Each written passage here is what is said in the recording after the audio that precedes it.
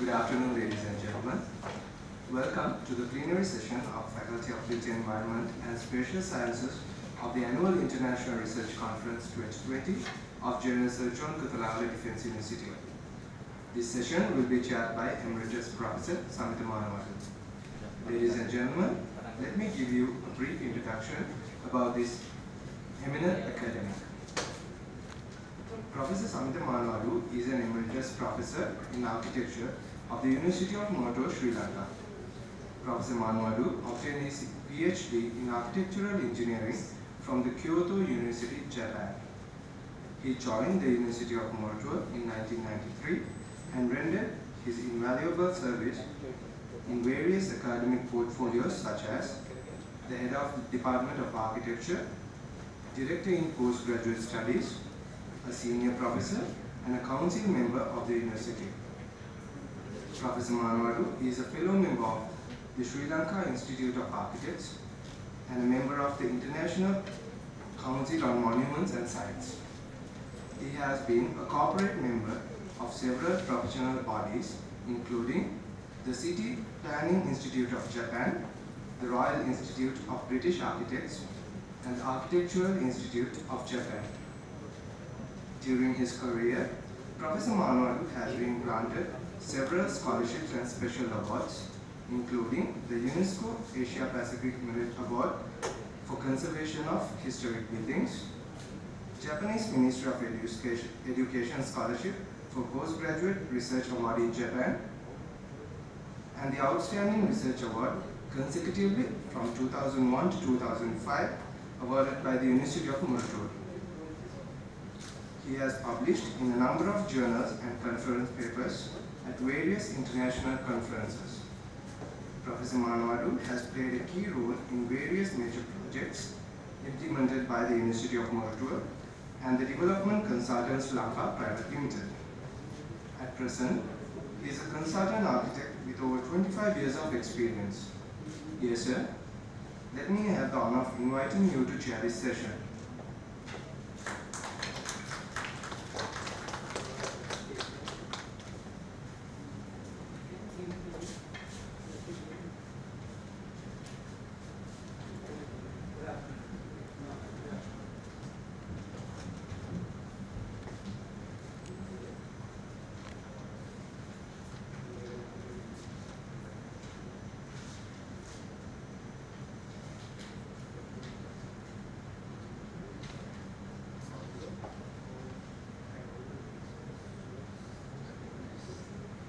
We are going to have the session organized by the Faculty of Built Environment and Spatial Sciences of the Defense University.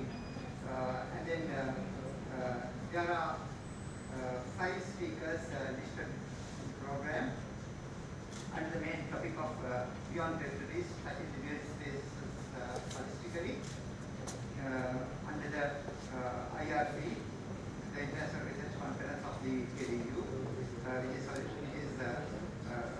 emerged as Holistic Approach to National Broadband Sector. And then we will be having 3 online presentations first, and then the presentations are hopefully ready. And then the first presenter, as altogether we have 20 minutes for the presenters.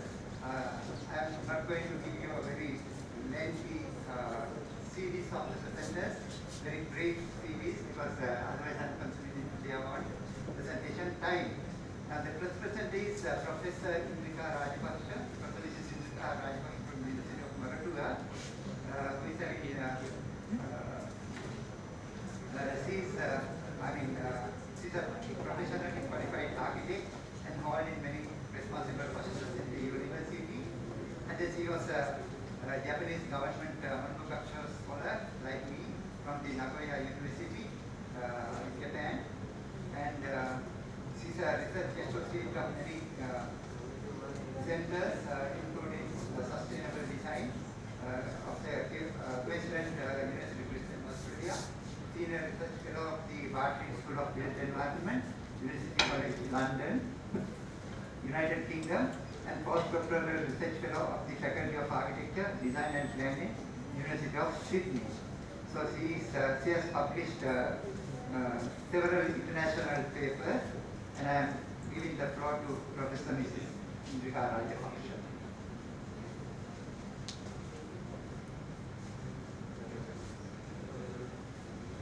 I think microphone.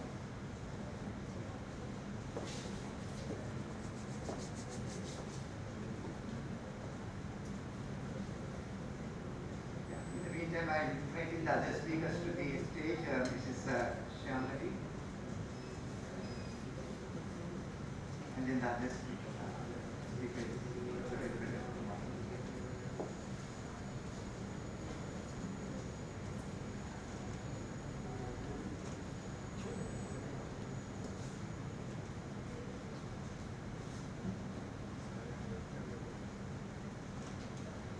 Overall time allocated is 20 minutes.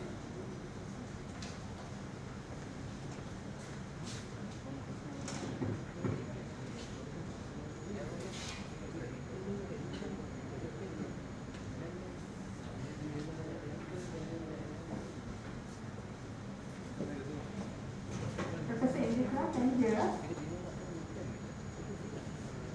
We can't hear you, madam. My mic is on.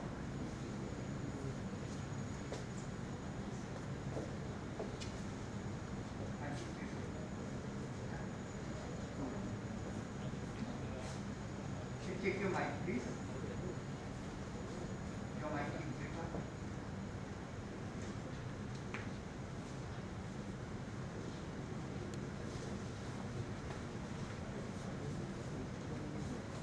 Professor Indrika, could you please unplug the earphones and see if it works?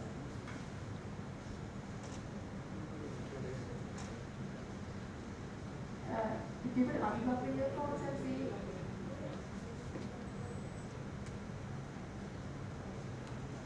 We still can't hear you, madam.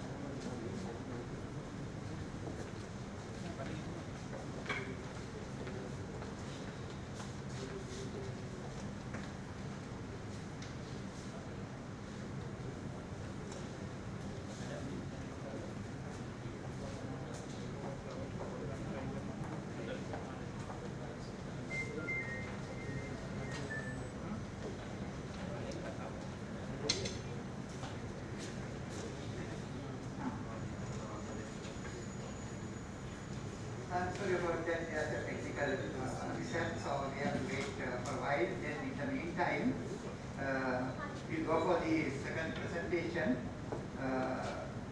Second presenter is Professor Mrs. Anjana Herrera. Her presentation is about life management of contractors, quantity surveyors. Look at site, both male versus female, and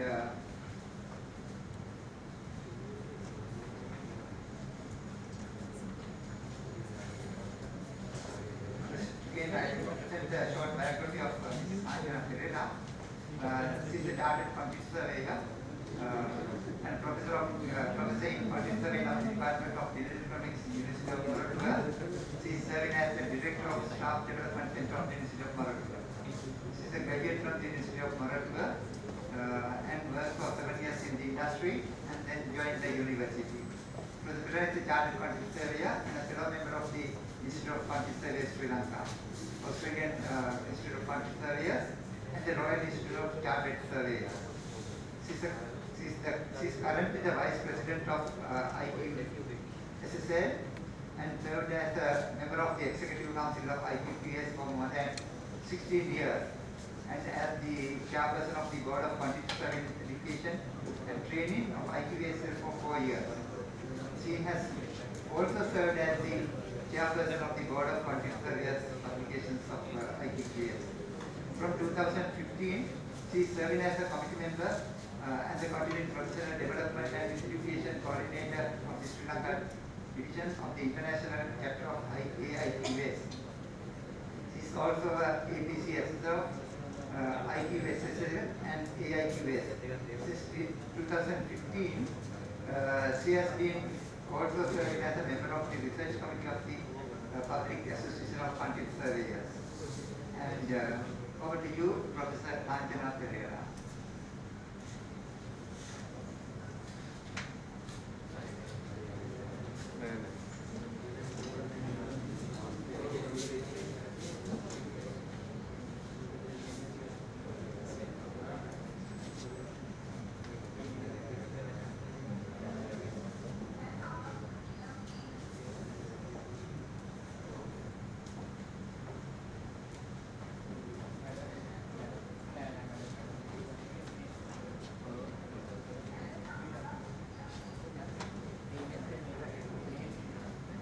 Professor Kanchana, we can't hear you yet.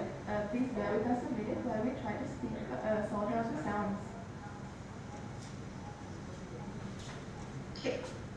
Can you hear me? Yes, yes, yes.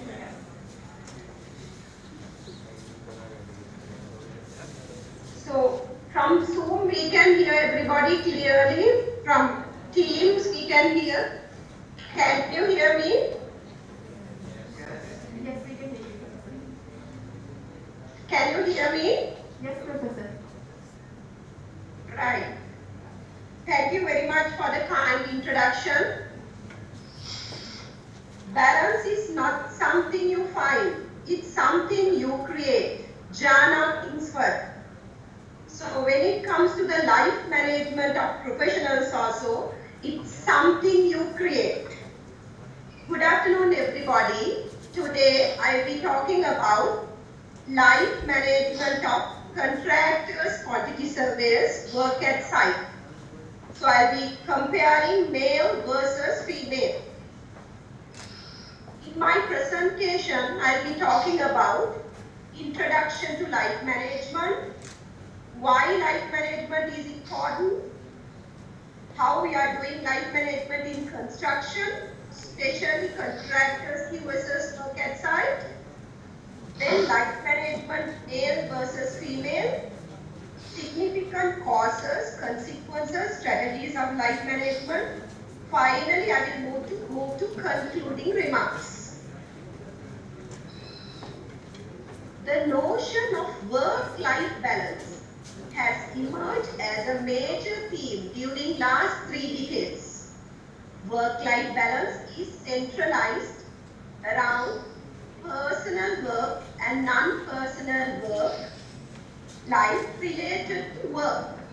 But past studies criticize that the subject of work-life balance is only related to the work life, and then put frontward the notion of life management with more robust perspective, with wider scope. Work-life balance is only a subset of life management, and life management is... Professor Kanchana, sorry to interrupt you, but we can't see your screen. Sorry? We can't see your screen, your presentation. Yeah, somebody has shared something.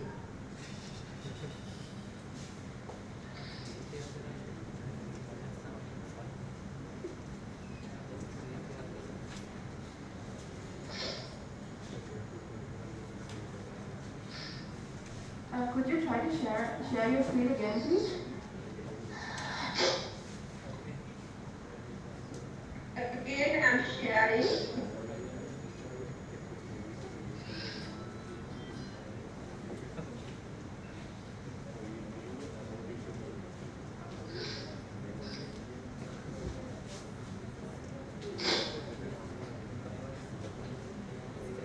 We can see it now.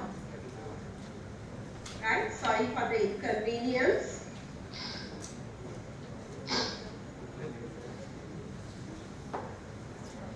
Work-life balance is only subject of subset of life management, and life management has gone beyond the concept of work-life balance. Life management focuses 5 integral domains of life, namely work, family, social, health and spiritual lives. The life satisfaction or the life management is relying on balance of all these 5 lives. Therefore, life management is the umbrella notion which not only focuses on work-life balance but the whole life management of professionals. Why this life management is important? Currently, organizations are predominantly concerned about the ability of their employees to execute work competently, effectively and efficiently. In the present context, the employees are compelled to work long hours, which has ultimately caused an imbalance in their life priorities. Due to the contradictory responsibilities and obligations, there are responsibilities towards family, office, society. Managing life has become a predominant issue for many professionals. There has been a growing interest to solve the problems involving synergizing, combining, balancing of working life, private life, family life, social life and spiritual life. As we talk about this life management, it is common in all the industries. When it comes to the construction industry, the situation is much critical in the construction industry, which always rushing to achieve time, cost and quality targets. In addition to that, the construction industry is notorious as a high-risk industry, which manages a higher workload in a stressful environment, as we all know. These features of construction demand to extend working hours from the construction professionals, ultimately leading to work stress and imbalance of life. This high level of work stress lead to low level of performance and the job satisfaction in construction projects. Due to this prolonged working time, the construction professionals are unsuccessful in managing lives. We are not very good at managing our lives. When we talk about construction professionals, there are a number of construction professionals. So there are key professionals like engineers, architects, QSers, out of which quantity surveys are subjected to more stress and imbalance, since they must work around most critical commercial aspects of the construction projects within a very limited time period. As we all know, cost key for the client. Clients are so worried about the cost. Therefore, always QSers are handling a stressful work. A contractor's QS is performing a job role in head office or at the project site, which more complicated and stressful and accountable than a consultant QS. When we take contractor and consultant QS, contractor's job is more critical. Then the non-on-site construction professionals experience more burnouts and work for long hours than their peers who work in the head office. When it comes to construction professionals who work at site, work more hours as well as burn out. This is common to contractors QS as well. Contractors QSers who work at site are working long hours to accomplish a heavy workload with high risk than contractors QSers working at head office. Therefore, the contractors QSers working on site are more vulnerable to stressful working environment since they are supposed to perform wide range of tasks within a limited period of time. So what we can understand is contracted QSers face more stressors. Out of contracted QSers who work at site and head office, who work at site work long hours and their job is more stressful. When we talk about life management, work-life balance, work stress, effect of masculine and feminine identities is an important aspect to consider. Confirming many previous studies established that the degree of life management or work-life balance differs with gender. Why? Why this difference? This difference is due to the different roles played by each gender within job, family, personal life, and in the society. We all know as a mother the role played by a female at home to the society, their spiritual life and their work at office different to a male. Even if the dual learner families are more popular, women are still mainly responsible for most of the domestic and child care activities, while accomplishing most of the emotional works in the families. So my understanding is females are unfair by asking them to earn money as well as still society expects them to play the traditional role of a mother. Therefore, the level of stressfulness of QSers is also varied based on gender differences. Therefore, the QSers' life management is also varied on the gender difference. Considering all these things, the two sexes are need to be considered separately when identifying the life management of contractors QS work at site. So it's important to see two genders separately. With this theoretical background, I would like to move to findings of very recent research study of ours. So we were able to identify the causes for life imbalance of contractors QS work at site. So male versus female. Can you all see this table? First column is the rank. Second column is causes for males. Third column is causes for females. You can see these yellow color ones are common causes for both the genders. When I take these common causes also, we can see heavy workload, long working hours, poor working environment. These common causes also, these three are very significant for both the genders. But when I take risk and occupational hazards, traveling and accommodation, for females these two causes are more critical than male. Further, we can see these green color causes which are gender specific. When I take male, family responsibilities, poor management, poor salary delays, non-payment of salary, dominating superiors, you can see. So there are causes which are related to the qualities of male.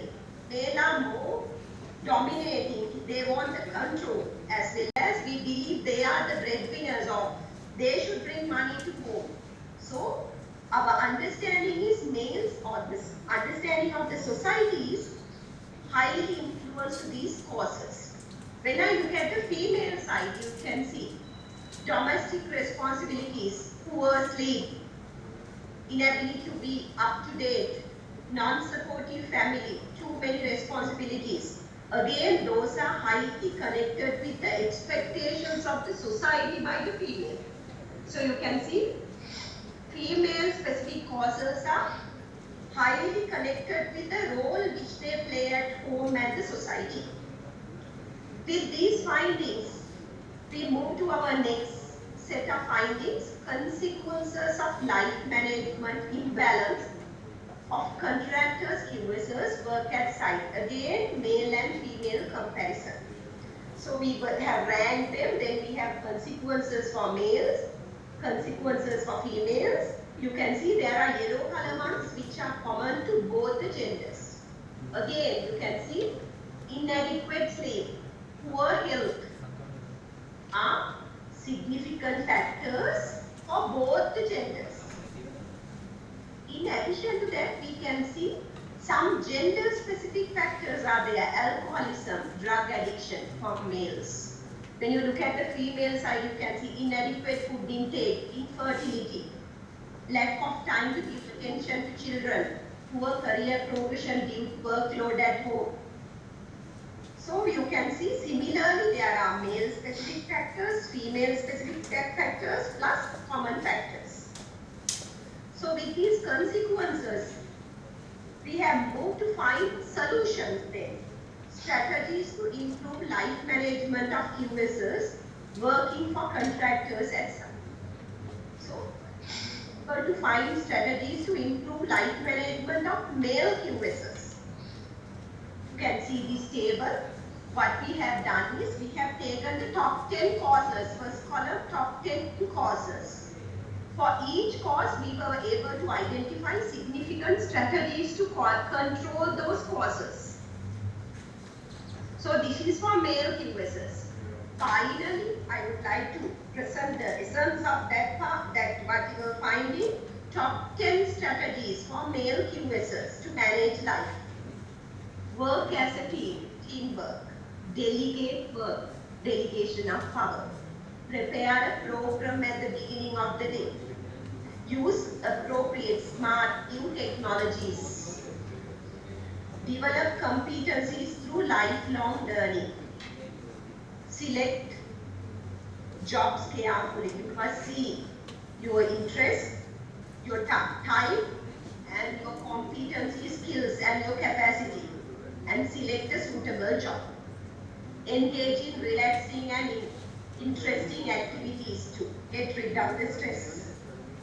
Have helpful and understanding partner. If you are already married, it's too late now. Maintain a daily diary. Maintain high standard of professionalism. These are the top 10 factors for male. Likewise, similarly, we were able to identify the strategies for female QSers. In same method, we took the most significant 10 causes in front of each cause. We were able to identify the strategies and rank them and identify the significant strategies. By summarizing this, again, we were able to find the top 10 strategies for female QSers. Share the job and work as a team, teamwork. Arrange to work from home. Then you will be able to manage work at home as well as work at office. Conduct self-evaluations. Develop competencies through lifelong learning. Refuse to accept unrealistic deadlines. Be committed and positive-minded. Sometimes females feel bad when they have problems, but always be positive. Get the employers to arrange courses meant exclusively for women. Seek child adoption and fostering leave. Be committed to work. Take care of children with assistance of spouse. Males in the audience, females in the audience will be happy to hear this. What we can see is there are strategies which are common to both the genders. There are gender-specific strategies similar to consequences, causes. With these findings, I would like to move to my concluding remarks. Heavy workload at construction sites mainly leads to the poor life management of both male and female QSers. There are gender-related causes such as loss of control on work, poor salary, delayed salary, poor management dominating superiors for males. Likewise, similarly, there are female-specific causes: poor sleep, domestic responsibilities, inability to be up to date, non-supportive family, too many responsibilities. So, in addition to that, some causes of life imbalance such as heavy workload, long working hours, poor working environment are not gender specific. What you can see is there are common causes, there are gender specific causes. Similarly, the male QSs have been significantly addicted to substance use, alcohol and drugs due to improper life management. On the other hand, inadequate sleep is the most significant consequence of improper life management experienced by female QSs. Due to poor life management, female QSs have become unsuccessful in fulfilling their family responsibilities. Eventually, this has increased the divorce rate and weak relationships of female QSs. So there, we recommend this. The managers of the construction companies should encourage more teamwork. Managers should facilitate QSs with flexible work schedules, more incentives, more opportunities for career enhancement to improve their life management. So what we can see is there are specific common causes, consequences, strategies for both the genders. There are specific causes, strategies and consequences for different genders, but these specific gender causes created with the understanding, belief and the attitudes of the society. Therefore, that's why some of the times females are highly stressed. So what ultimately we have to tell is 5 domains of work, family, social, health and spiritual lives should be balanced to yield the optimum life satisfaction. So we need not to go for one with a bigger portion. You have to take all these 5 aspects, consider yourself, manage them properly, then you will be managing your life and you will be satisfied. Finally, again, what I have to tell you is, balance is not something you find, it's something you create. Therefore, I will request all the professionals to create your life balance and be happy. Thank you. Thank you,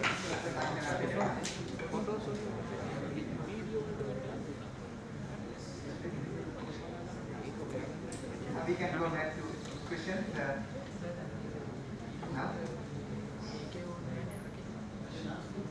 Yeah.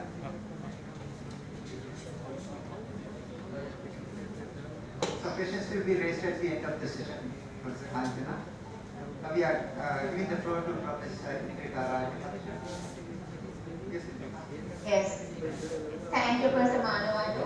I hope I could be here now. Yes. Now, okay. Yes. Yeah. Thank you.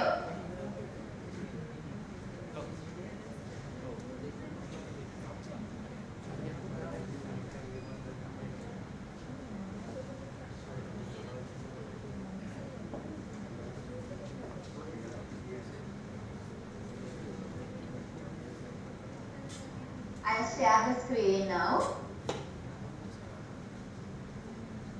Is this clear? Yeah, okay. Right.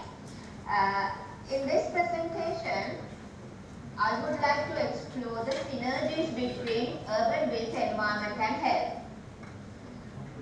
When talking about urban built environment, it is very important that it has some consequences on our health. So this presentation primarily focused on 2 sections. One is the conceptual framework and the other section presents the evidences, the research data findings from Sri Lanka. Urbanization. This is the 21st century leading global trend. Because of this trend, 55% of people lives in urban areas, and this number increases to 68% by 2050. So this is an increasing trend. Because the people are agglomerated into the cities, congested in cities, these cities pose enormous challenges to planetary health. Our planet is unhealthy. So therefore, the unhealthy planet is a threat for human health and well-being. It has been estimated that the future urban growth is taking place in developing cities, and Sri Lanka as a developing city has a unique opportunity to protect and promote health. Health of its citizens is the most important asset of a city. It's not only the physical parameters, but a healthy citizen in a city is an asset. So it is very important that we integrate a health in function and structure of cities. So some of the pictures you can see the congestion in terms of traffic, and these are the heat waves because of the climate change. So those are the consequences we have to live with if we want to live in future. So when we have these consequences through urbanization and climate change, it has stress on health and well-being. Around 12.6 million deaths per year is happening due to unhealthy living and working environments. These are global data. And air pollution is making 7 million deaths per year. And more than 90% of people breathe unhealthy air. And 98% of these cities are in low middle income countries. So we are also part of this. Due to physical activities of people living in urban areas, that they are overweight. You can see that some of the diagrams. Obesity, childhood obesity is rising, and poor housing conditions. Lot of inequity is being prevalent, and also the climate breakdown, that is heat stress megacities. Our interiors, can you all see the PowerPoint? Something went wrong.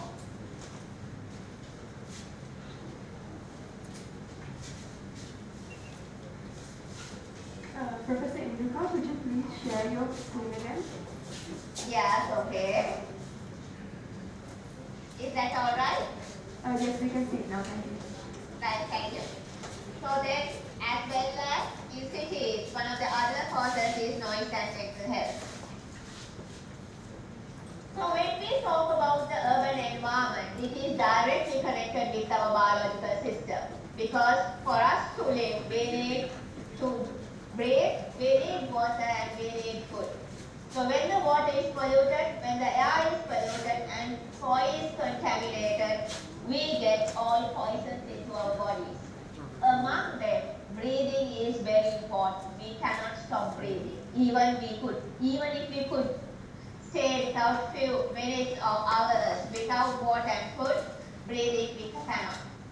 A person a day inhales 11,000 liters of air. You can see in scale in this diagram the size of a man and the amount of air you inhale a day.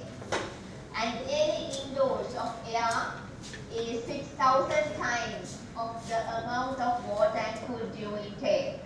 So if you inhale a polluted air, that means you bring a lot of pollutants into your buildings, which affects the whole body system. So this is one of the important global dilemma where Sri Lanka has not been given much priority. Air pollution is rising in world's poorest cities, and the particulate matters, these are the substances which comes from vehicles and burning fossil fuels to the air, which is being inhaled by people and it gets deeper into the lungs and cardiovascular system. And this is the cause for 1 in 9 deaths and 87% deaths in low and middle income countries. So when the air is polluted, it is not that it affects only the respiratory system, it is the impact mainly the effect on global pandemic, NCD, non-communicable diseases.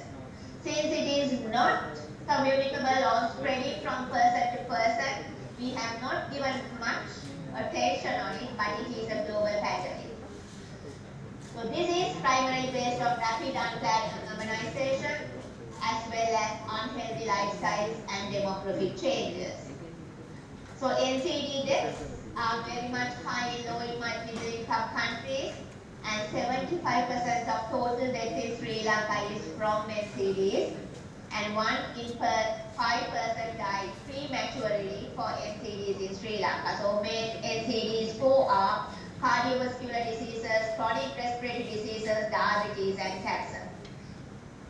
So these are some of the facts to show about comparison of South Asia in terms of NCDs, the country overview. So Sri Lanka's situation is bad in terms of cardiovascular diseases as well as insufficient physical activities.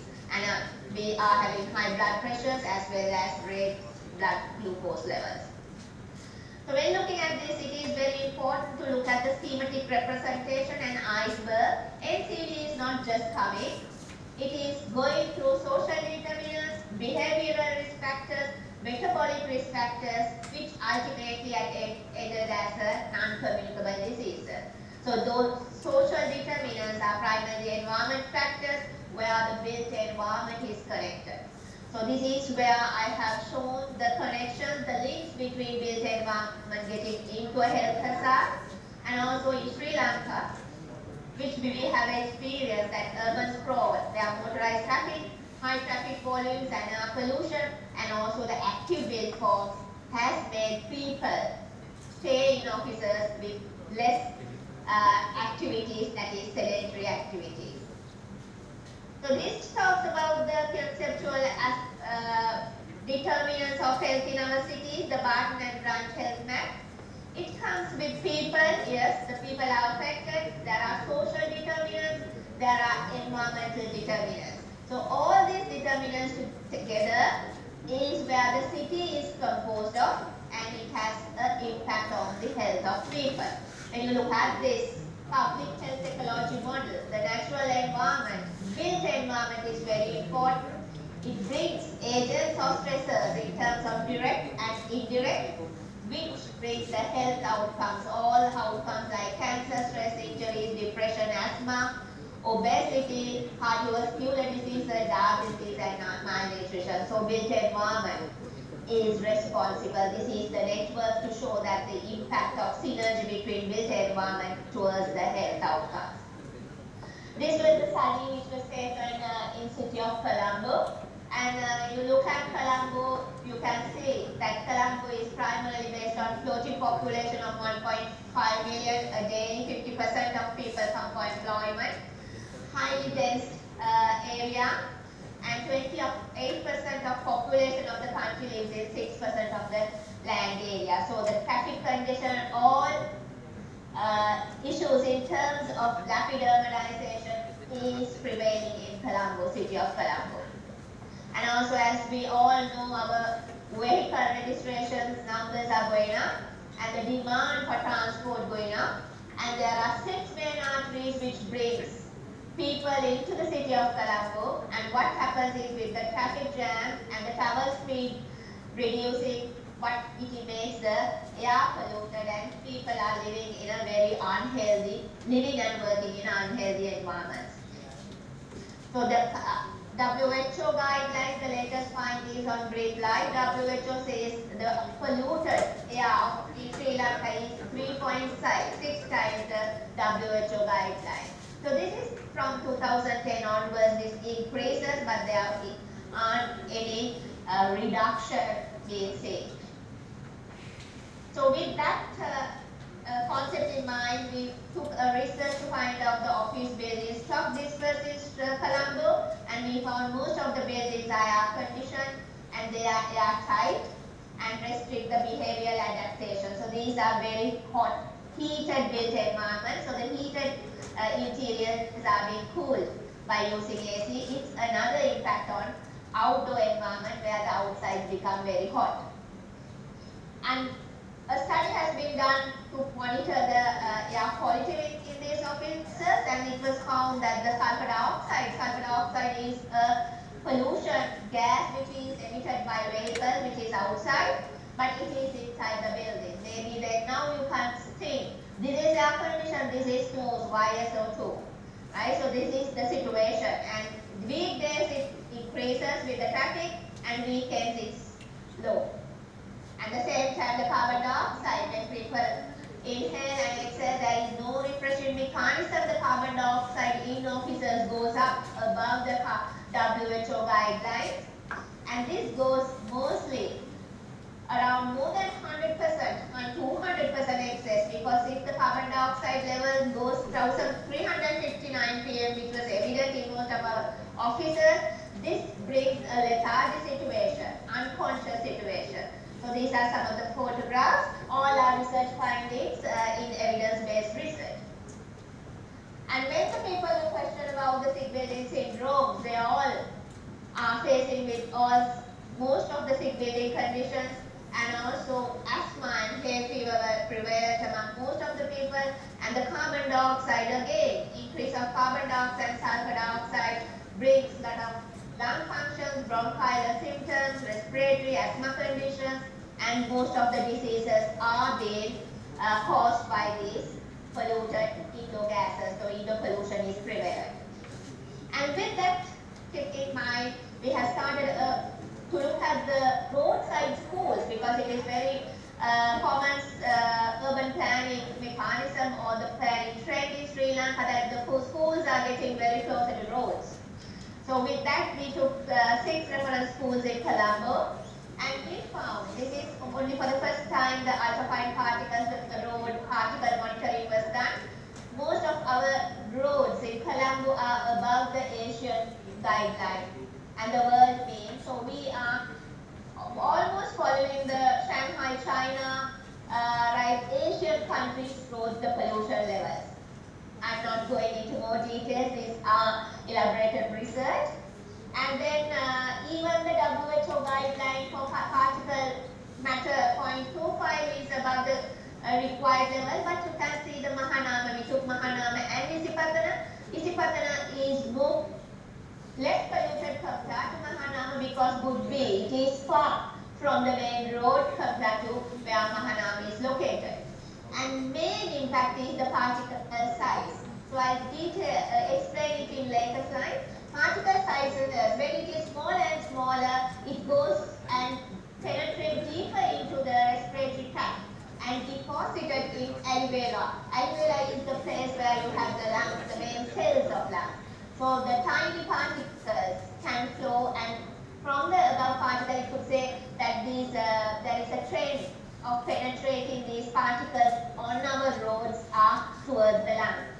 And we took another case study in city of Kandy, and several sections, 30 locations of Kandy was measured in terms of pollution, high traffic pollution.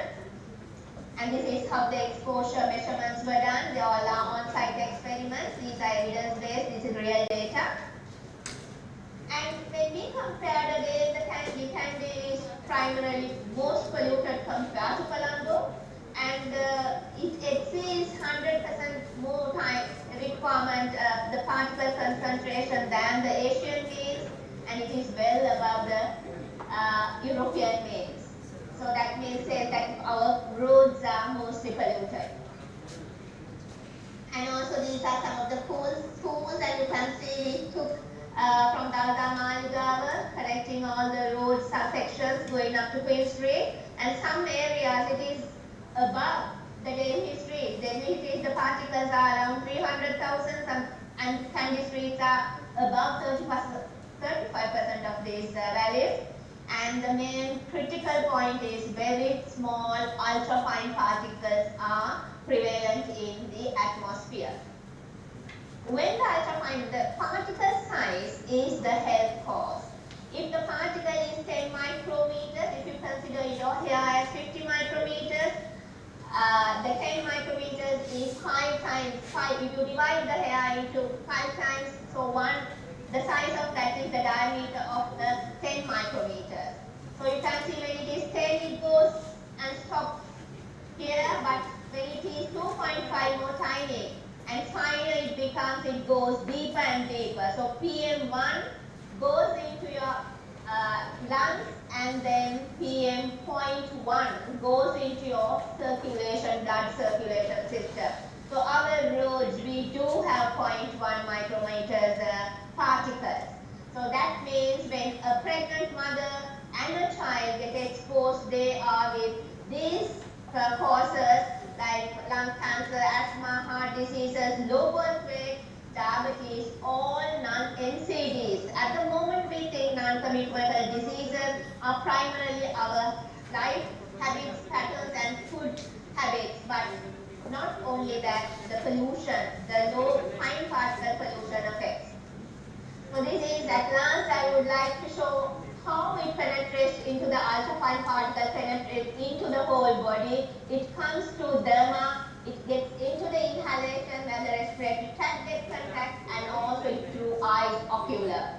So when it comes through derma, it gets into your lymphatic system, and with inhalation, it gets into the lungs and olfactory bulb. Through that, it gets into the human circulatory system. So therefore, this is the message which I would like to inform that built environment has an important role to play, that the pollution is prevalent. So built environment is not only a building, it is the surrounding. So the pollution comes into pollution as well as outer pollution, but you can't separate both. There is a integration between two of them.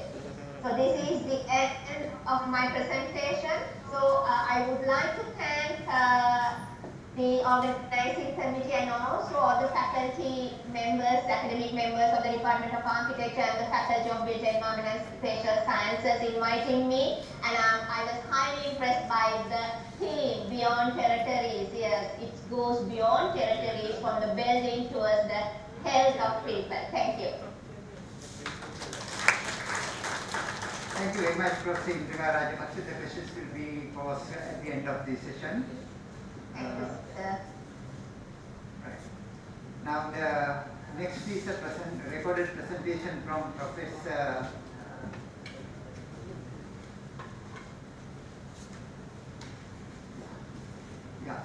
Professor Paolo Vinzeno-Bonavis, professor from the Tianjin University of China, and professionally qualified Italian architect, and he holds very many positions here. And his CV is a very lengthy one, and it is printed, so you can go through the CV, and I will curtail because we have to listen to the presentation from Professor Vinzeno-Bonavis.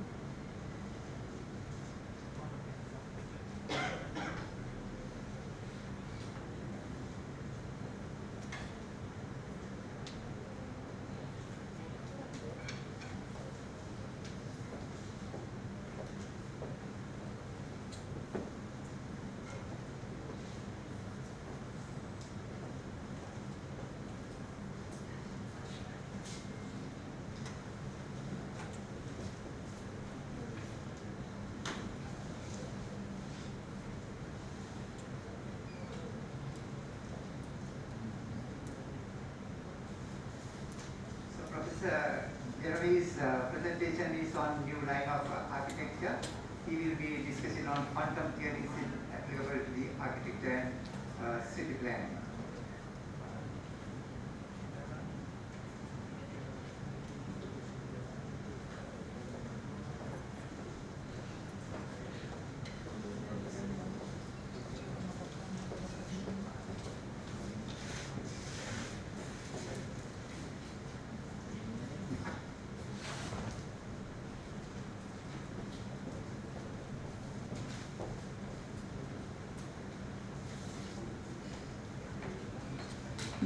this kind of new technologies for our project. In addition, artificial intelligence is going to change our concept of the reality.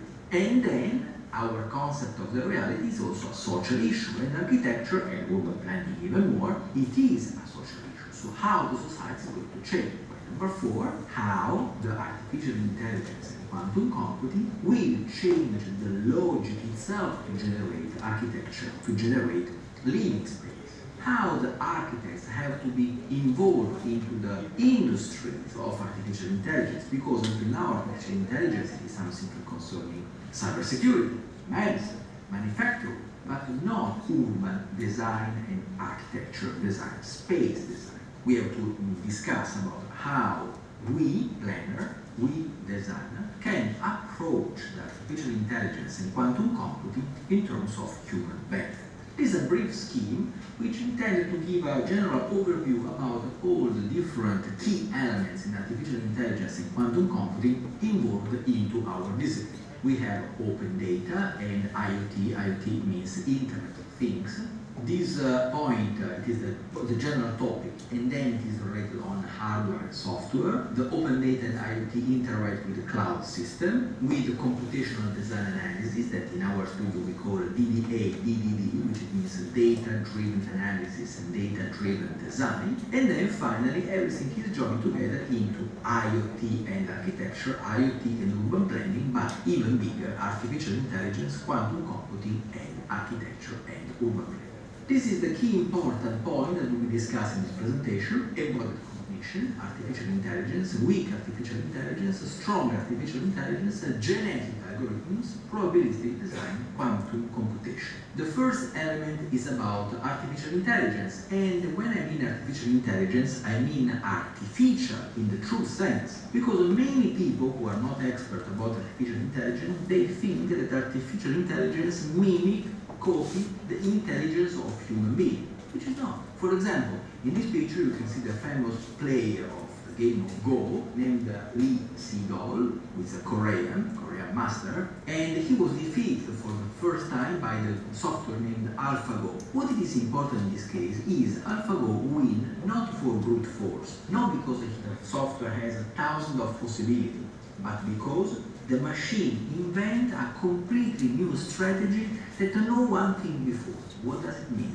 It means that artificial intelligence can generate solution which is not imagined by human being, which it means deeply that artificial intelligence is different from the human intelligence, and that is controversial, that is dangerous. Cognition, embodied cognition. This topic is quite important because it means that every intelligence, including human intelligence, but also the artificial intelligence, must have a body. A body doesn't mean an organic body. It means a body which could be considered something like a memory of computer or internet or optical fiber. It doesn't matter, but must have a body, because intelligence it is always related on space, and in general relationship between this mind, this sort of abstract entity, but this mind cannot live separated by some physical entity. For example, a memory of computer, for example in internet, but because we are talking about artificial intelligence, we must have a sensor, we must have memory, we must have a process of calculation, and all of this stuff can be human or artificial, but must be a body.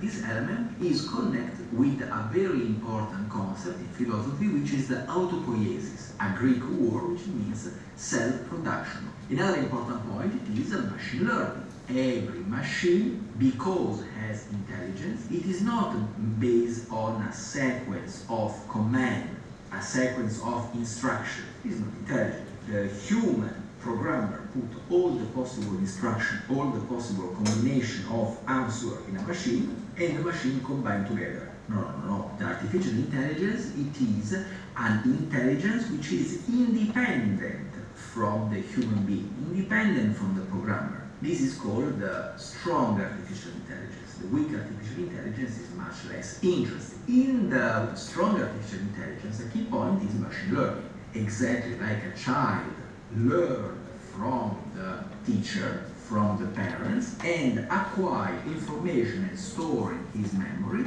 At the same time, the machine can learn. And he gets information from sensor, camera, microphone, sensor in general, and store somewhere. And then his electronic mind process all those data.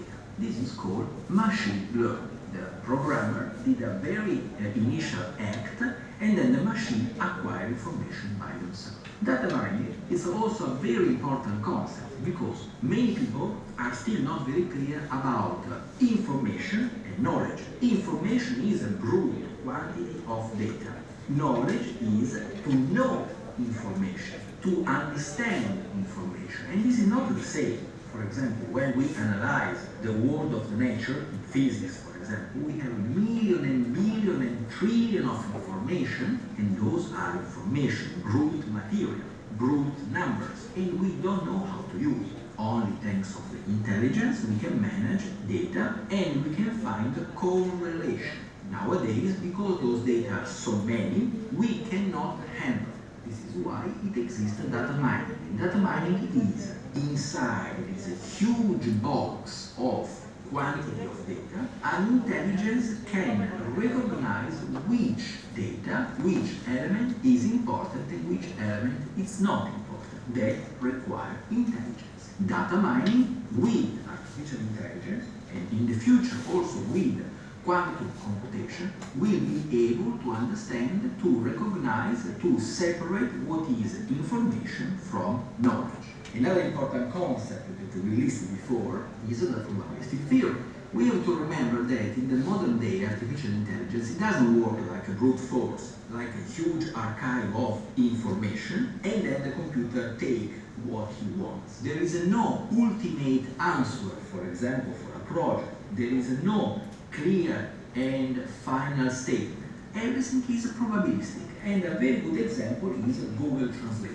But it exists also other translators. For example, recently I'm using a very interesting software named DeepL, which is a very good translation based on true artificial intelligence. Anyway, all these kind of translators are based on probabilistic sequence, which means when I do a translation between, for example, my Italian with, I don't know, Sinhalese or Chinese, the translation is not based on quantity of that data, brute force. The computer did not check words by words and simply translate with the vocabulary, but it is a probabilistic choice in between many possible translations of the same sentence. If I say, for example, I love Sri Lanka in English, and you want to translate it into Chinese, German, or whenever, the translator did not translate words by words, but compare thousands and millions of translations which include all those words and then combine together, not in the final and the best and ultimate translation, but in the most probable translation. Probabilistic theory, it is a key element in every possible application, every possible discussion concerning artificial intelligence. In the future, the final and ultimate action of artificial intelligence will be not the ultimate, final, perfect solution, but it will be always the most probable solution based on a certain input data. This is very important to understand. Another important point is the artificial neural network. Now, the artificial neural network mimics how the human neural network works. This is why it's called artificial. It's a kind of neural nets, so a network in between different points. Every point has a sort of numeric weight, and it is a very complex combination in between the data which is going to be input by the operator or by sensor and the final output. Now, I'm not going to illustrate how the neural network works, but the important point, that's a very important consequence for us to understand, is the input data and the output data cannot be checked. We cannot check the process in between the input and the output. because the combination between different factors are extremely complicated, and then we must trust the output. This is typical of the probabilistic approach included into the artificial intelligence. So we must be very careful when we handle the artificial intelligence because sometimes it's very tricky. Another important concept is human-level artificial intelligence, and here, and this is a personal opinion of mine, so I don't want to illustrate as a science, but very often we misunderstand the artificial intelligence because we think that the artificial intelligence should be human-level artificial intelligence, a machine that can think like our mind, our brain, like a human being intelligence, which is not. Because no one tells us that artificial intelligence will think like us, simply because the artificial intelligence has no human body. This one makes a radical difference. Impact of artificial intelligence of some key jobs: security,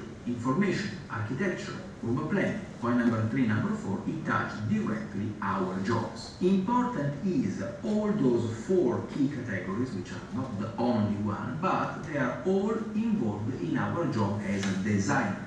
Security of cities, for example, security of building, information, because of the building and the cities are a sort of generator of information. Artificial intelligence and quantum computation will affect all those elements, all those jobs. Impact of architecture, for example, the process of design will be different. No more traditional design. In artificial intelligence, architecture, it is generated by probabilistic and computational process, not only by the decision of the architect, which eventually will be only a small part of the process. Architect will lose the control of the final and complete output. Then, point number 5, the computation becomes part of the architectural process. Point number 6, architecture is not more traditional process of design, but it will be based on computer, automatism, technology, and coding.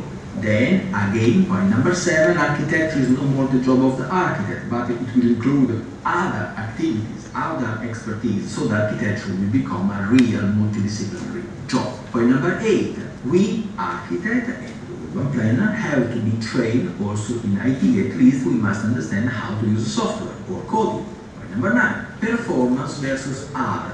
Now, architecture is not anymore art, the sense of the beauty of the classic world, but it is how become performance. Point number 10, artificial intelligence have a new form of profession. Impact of urban planning. Again, we have no relationship anymore with the modernist urban planning. Point number 2, the complexity of the contemporary city call different expertise and different process of planning. Point number 3, we can have a design of the city which is in real time because the city generates output.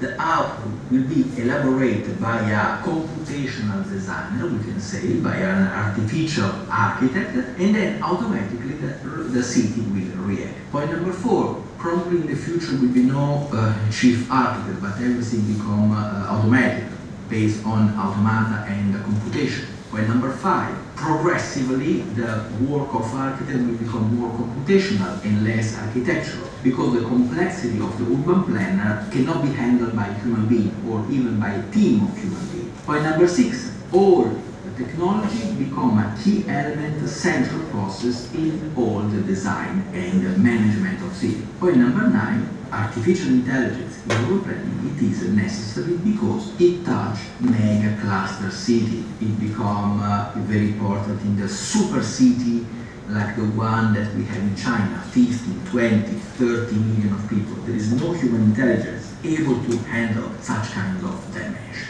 Here I simply list some positive elements in the contemporary situation. I cannot mention everything, but basically the key element is a new form of approach, maybe even better, more performative approach in the use of artificial intelligence inside the venue. The design will be much better, it will be improved, the complexity of the planning will be better. At the same time, there are also some negative points. For example, our job as a planner, as a designer, will change radically. We cannot anymore trust about our hands and our imagination because the computer will do everything much better. And probably the design will be not anymore suitable for human because the quality of the design is not very important, but the quantity becomes fundamental. Another key question, as number 9, the last one, it is the role of the quantum computing inside the artificial intelligence for the design of city and architecture. This is a general scheme which includes all the elements of the logic in between design and artificial intelligence. Metering service, for example, measurement, water, electricity, parking and so on. Then entry point, security and emergency service. Then retail service, logistics service, industrial control service. Work, of course, you cannot analyze deeply, but it is a scheme that illustrates how the complexity of the IoT concerns the urban planning and urban management.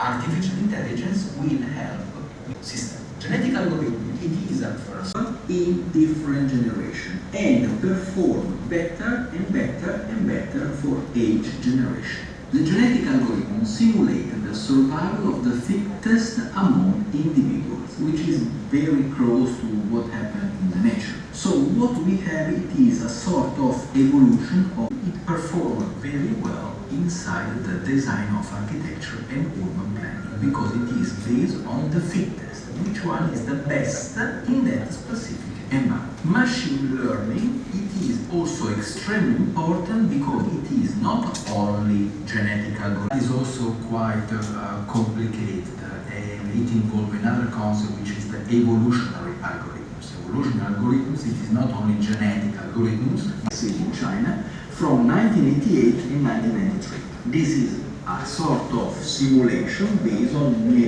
neural network and it shows the probabilistic evolution. In this slide, it is an evolution if the parameter of the neural network it is weighted on the monocentric development. This picture shows not only probability.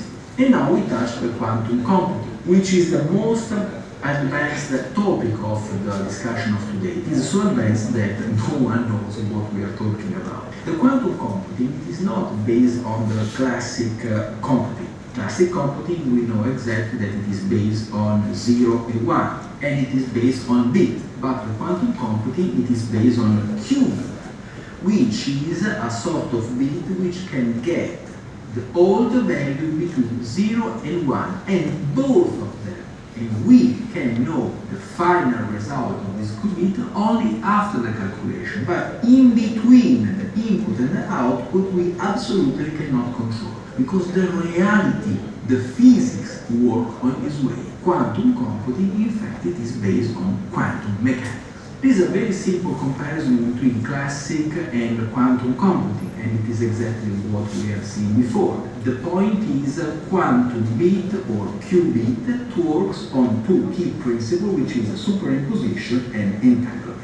Concerning the superimposition, we have to remember that the quantum computing, it is a real parallel process. In the classic computing, the computer processes one operation in each step. Thanks to the superimposition of the quantum computing, many operations can be processed at the same time. So it's extremely fast. Another very important element is the entanglement, and it's a very strange behavior of the physics. The entanglement means that the particles, even if they are separate, interact together independently of on the distance, in the same moment, in the same instant. And, this is the most strange fact, it is not linked to the speed of light. In the same instant, even if the two particles are into the two opposite sides of the unit.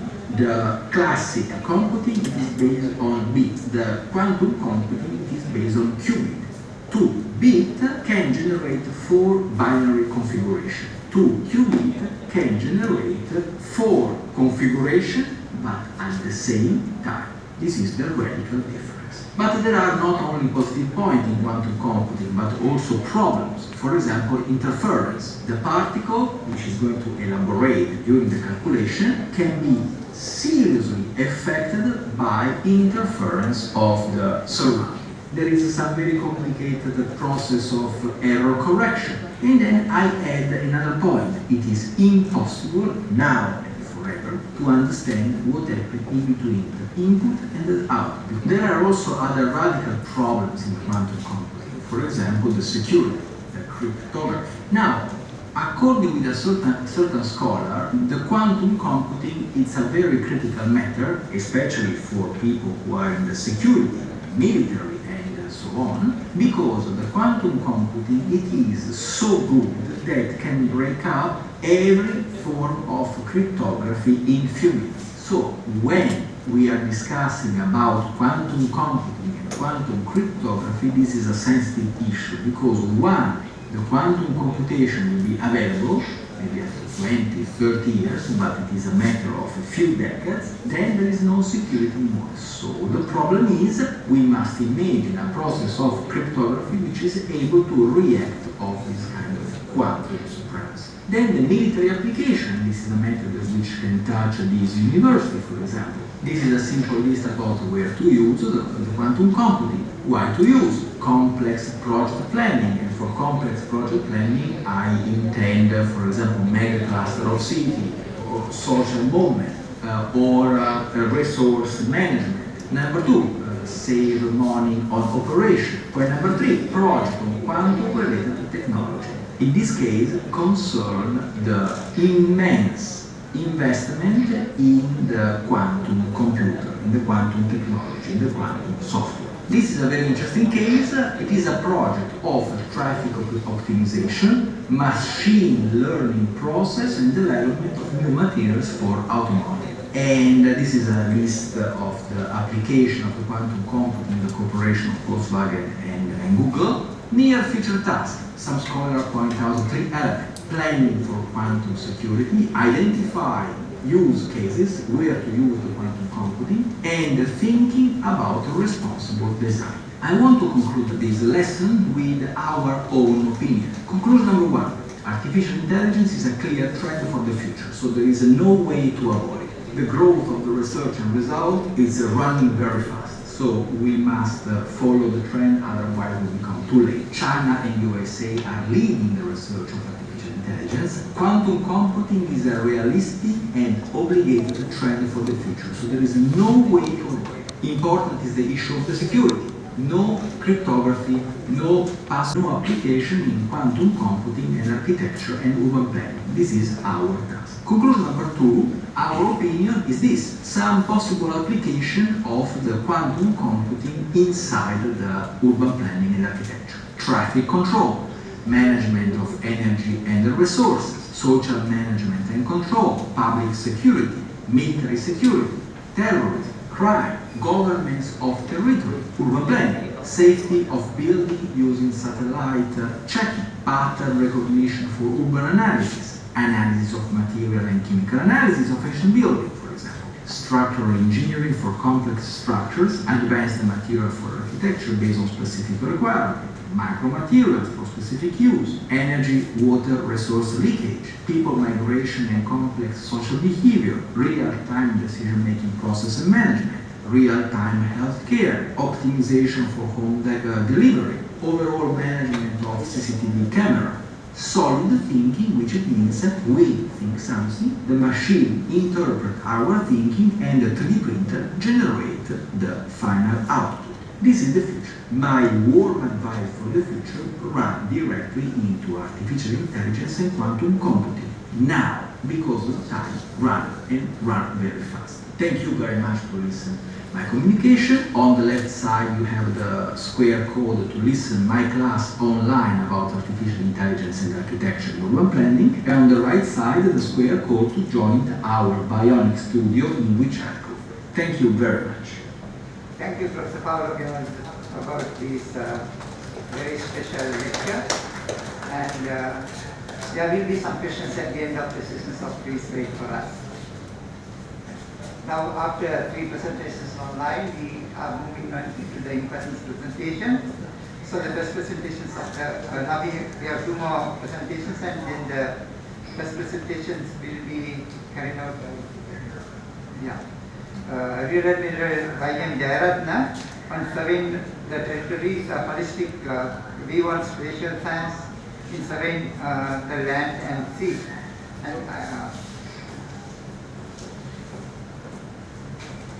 Real Admiral Jayaratna is the Chief Hydrographer of the Sri Lanka Navy, and Joint Chief Hydrographer of the Government of Sri Lanka. He joined the Navy as an officer cadet in 1986. Completed his officer cadet training at Naval Maritime Academy, Trincomalee, Sri Lanka, topping the ledge, and selected to undergo technical midshipman course in Britannia Royal Naval College, Denmark, UK, in 1988-99.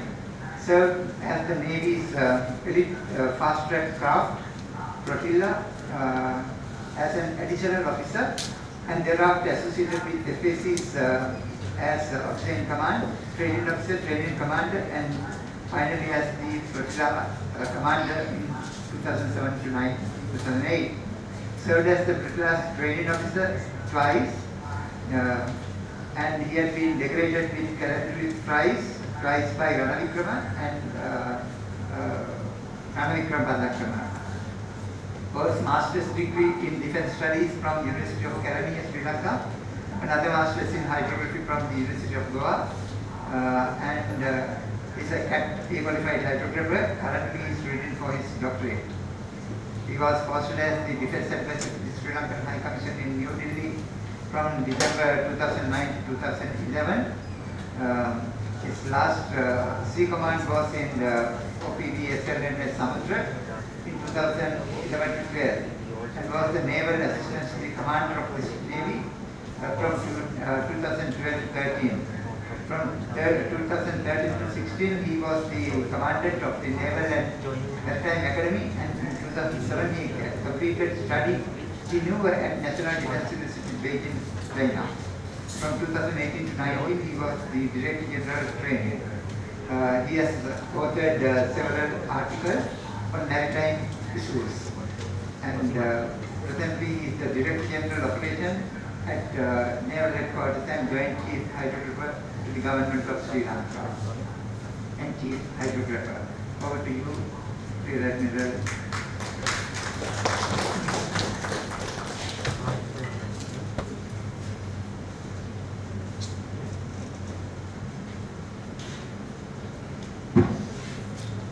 Thank you, Chair. Thank you for the introduction. The permission of the head panel, Survey General, ma'am. Ladies and gentlemen, it's nice to come in here to deliver my presentation. Can I mute this one? My voice will be repeated here. In the meantime, can I know who these ladies, young ladies in the saffron sarees? And a little bit out of topic radio setup, so directly. So basically, other than the student officers, we have the lecturers here. I will set my tone accordingly.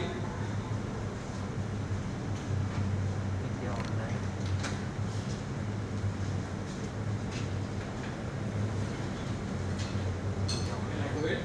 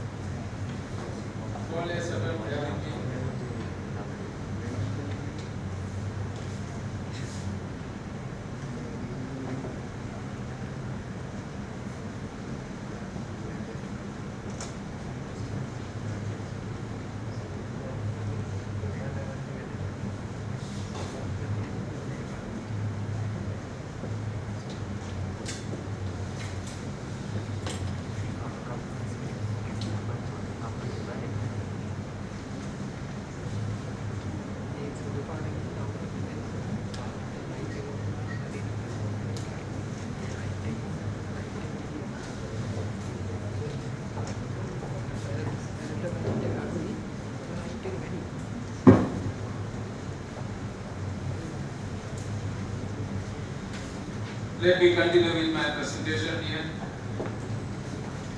Ladies and gentlemen, the topic that I have chosen is Surveying the Territories, a holistic view on spatial science in survey the land and sea. The background here, I wonder which part is clear to you. It's about the new port city that is coming up. So it will be some space that has been added to our country. And it's very important that you, when you survey, when you measure these areas, you have an understanding where it all goes to. Because the science can be taught, but the art has to be acquired.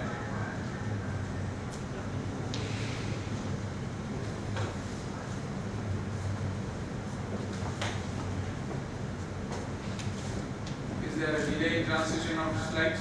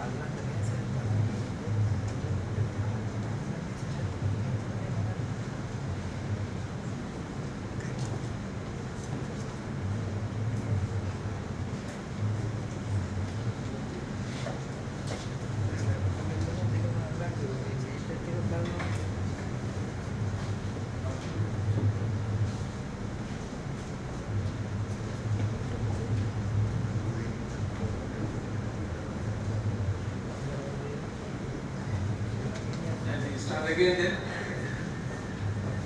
So as I said last, the science can be taught, but art has to be acquired.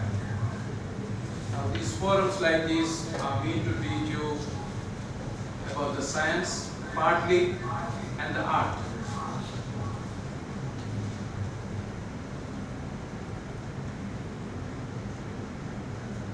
We have to take a full screen because that part is going to get covered.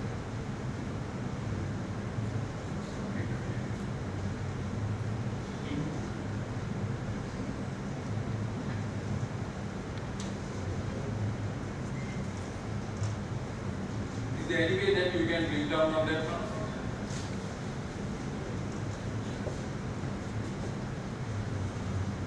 Okay, fine. Go ahead. These are your problems, not mine, so I will go ahead. Right, ladies and gentlemen, I'm sure you must have seen this map many times. And this is how people without coming to setting foot here start drawing about.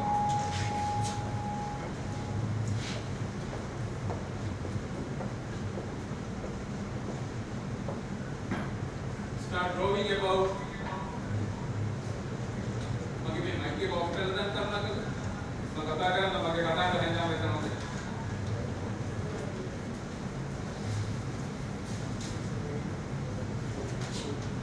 Magi dhyan hone apode.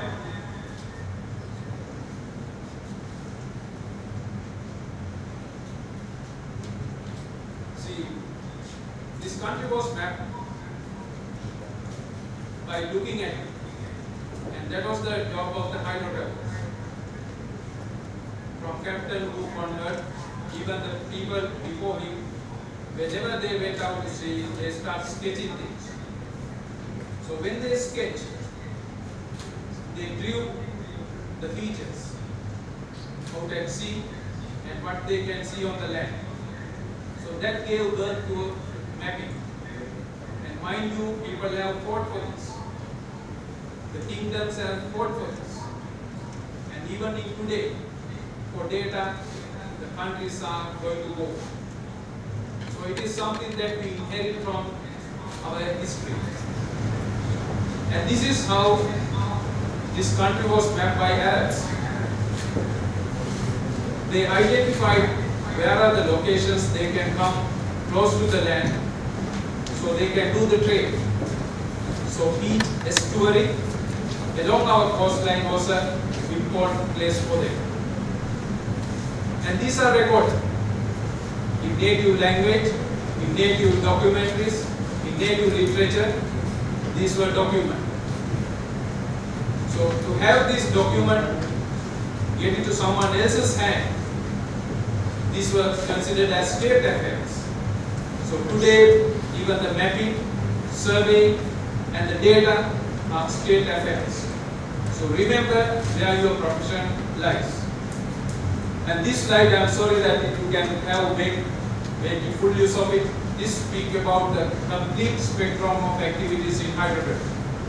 Hydrography is all about surveying the sea, just like how you survey the land, you survey the sea, and you map it, and you use the data for a wide variety of activities, from planning to field surveys, and data processing in today's world, and production of fare sheets, and finally come up with the utilization, whether it is a form of a chart, whether it is a form of a fare sheet. These things are being used world over for various type of activities, including military. And at the same time, there's another aspect for this. It's the legal regime. Now this is our oceanic legal regime. So we have a territorial waters of 12 nautical miles. There is something called contiguous zone of another 12 nautical miles, and exclusive economic zone that give the exclusive rights for economic, the living and non-living resources for up to 200 nautical miles, and beyond that is something called high seas. Now each of these areas have a legal regime, and it is the job of surveying. The hydrographer's job is to map these things. So when MT New Diamond caught fire in our contiguous zone, because the name is map, it is the hydrographer certified map that went to the courts to indicate where it stands as per our legal regime. So that is how it is legally connected. And this is how it all started for Sri Lanka, the great Indian survey in 1800. And that gave birth to our survey department. In fact, today we have the first lady that is heading a survey general department. So our heritage of surveying goes back this much. In fact, that is the oldest department of Sri Lanka. So it all started when the Britishers want to map India. So they started a complete process that took 70 years for them to complete. So there's a book that you must read, it is called The Great Arc, that gives how it was done. It started from Thomas Mount in Chennai and went all the way up to Mount Everest. On our left hand side, the slide indicates how the triangulation was done right across Indian subcontinent to map the entire Indian subcontinent. When they finished it in 1860, they realized, okay, so you got India and you got Sri Lanka. And that gave birth to this.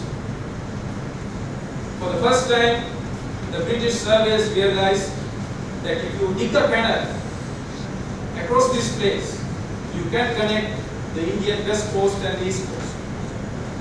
Now a simple mapping gave birth to a strategic decision. It all started with the maps. So today we are having this Setu Samudram Canal project. It is looking at digging a canal on the Indian side, right across the Adams Bridge, and connecting the Indian east coast and the Indian west coast. And it all started when the mapping was completed in 1860.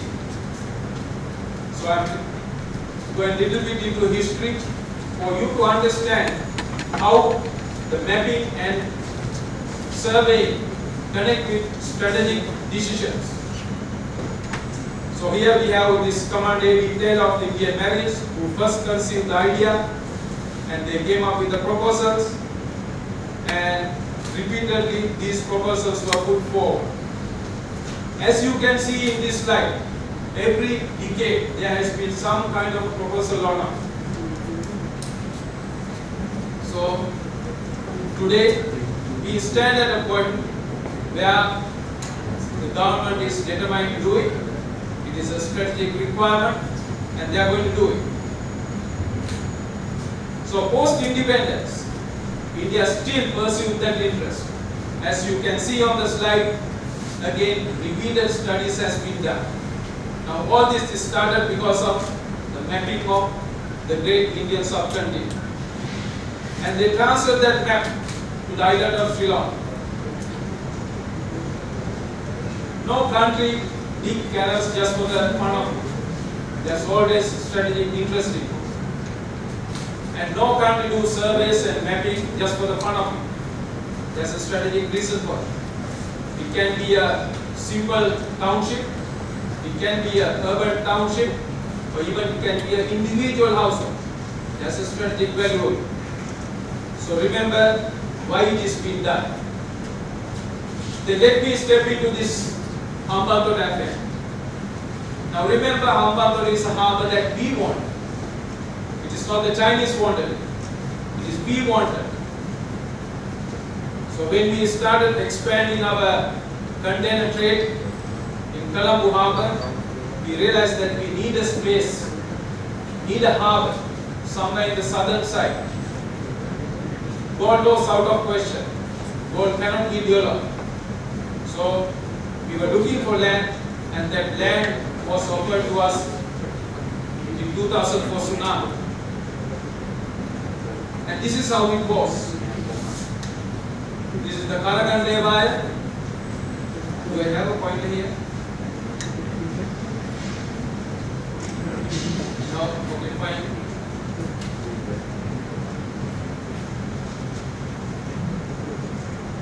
Okay, I am moving my pointer here. So this is the Karagan Leva. There were some sand dunes protecting, and these all sand dunes were breached in 2004 tsunami. As a result, the Karagan Leva got contaminated, never to recover. And all of a sudden, we got the land we want. So we went in to create a dug-in harbor. So on the top, we have the grid map, that is the land map, and on the bottom, we have the nautical chart, the sea map. So when you put all these two together, you will see how best that combination works. Depth of water available for immediate access, the amount of land available on ground, and that is facilitated the dug-in harbor. And this is how the Colombo is going to be in another 10 years' time. So Colombo Harbour is on expansion project. From the old harbour, we have already moved into the new harbour, the southern harbour, and there will be a northern harbour coming up soon. And all these ports are being created because the ports are strategic assets for us, for an island nation.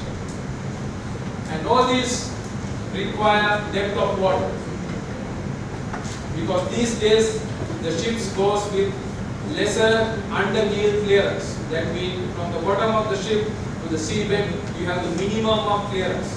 We are looking at decimeters. In the harbors, we are looking at inches. So that amount of clearance will be good enough to move around ships. So this is all about spatial science in the future. How much you will know about this data. How much you will know about real-time details. And that will be linked always to a strategic picture. So with that I conclude. I'm sorry that the slides are not giving the correct effect to you. But Sri Lanka is changing. Sri Lankan landscape is changing. It is changing on the oceanic frontier, and it is changing at the coastal frontier. And it will be spatial science that will drive to get the best out of this land. The best utilization of this land will be determined by that. For that, you will be the next generation that will be handling. So remember that we, our generation will be depending on you to remember these things. How your simple surveys, your calculations, your designs will be linked to some strategic decisions. With that, ladies and gentlemen, thank you very much. I'll be not waiting for question and answer session because I am required at another session. But I will love to have certain questions if you have with that role of chair. Thank you very much, Chair. Thank you very much, ladies and gentlemen. Thank you very much, Jayaratna.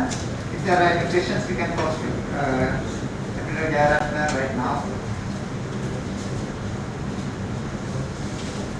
I do have a question now. You spoke about the two-arm elements. What is the potential of developing the trick-arm and why we are not putting a lot of interest of developing on the trick-arm? Thank you for that question. Trincomalee is the deep water. It is a natural harbor.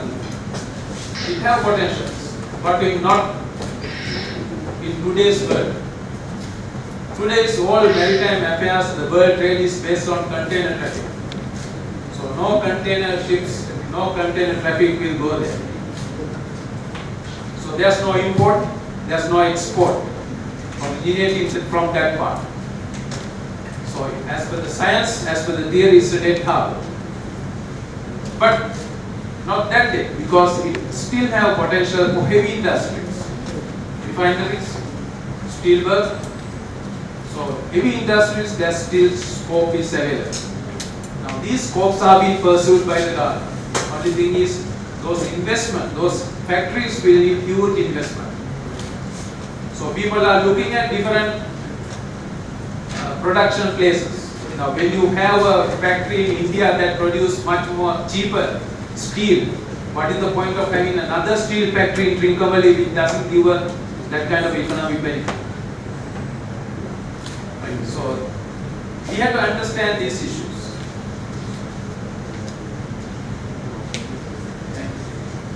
Any other question, please? I would like to have some couple of questions coming from these young lecturers.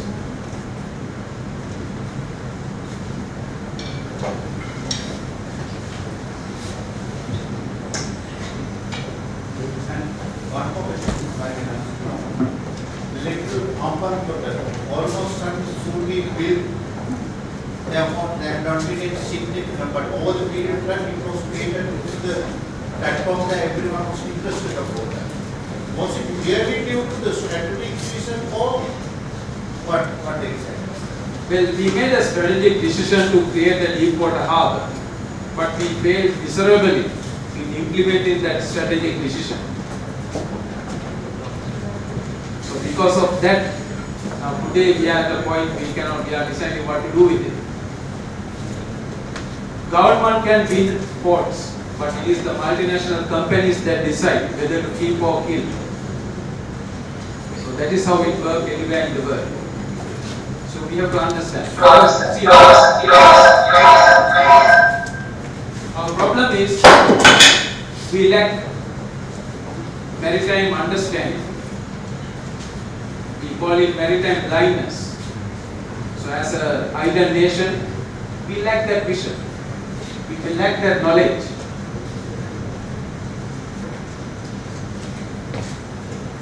Younger, you want to ask a question, please? So, good evening, sir. I'm Skorananda, Assistant Reviewer. My question is that what are the threats and opportunities you will find out on the hydrographic professionals? Your first threat will be that you will be on the ground all the time. You will be walking a lot. So if you are looking at from the professional side, you join to be a hydrographer, you will be staying much more time out at sea. You will be walking a lot on the coastline. You will be swimming a lot. Right? So I am looking at that threat as a profession. That is why we find that there's a very handful number of people coming to this profession. They don't want to. They don't want to go through that pain. They don't want to go that mill to learn this profession. But if you learn it, it will be a reward.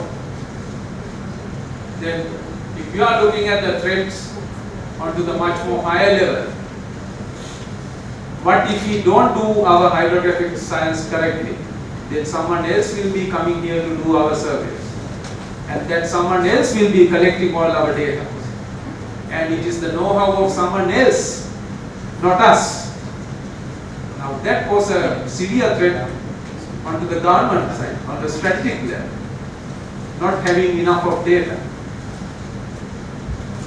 Right? So that is why the young lecturers and the young officers, the cadets matter. Get into this profession. Survey is all about physical. It is physical. So get into that. If you don't do that, someone else will. And someone else is going to use that data, and that we are going to lose that data. Thank you, sir. Lecturers,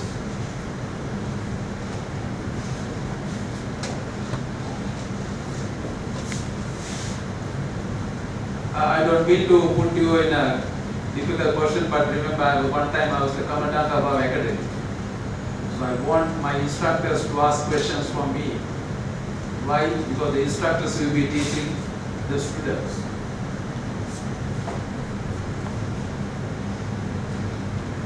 So good evening, sir. I am Crew Point Officer WK Valley. My question is, which technology changed the hydrographic profession the most? Technology has effect and change. See, we started with lead line. You put a line and measure the depth of water.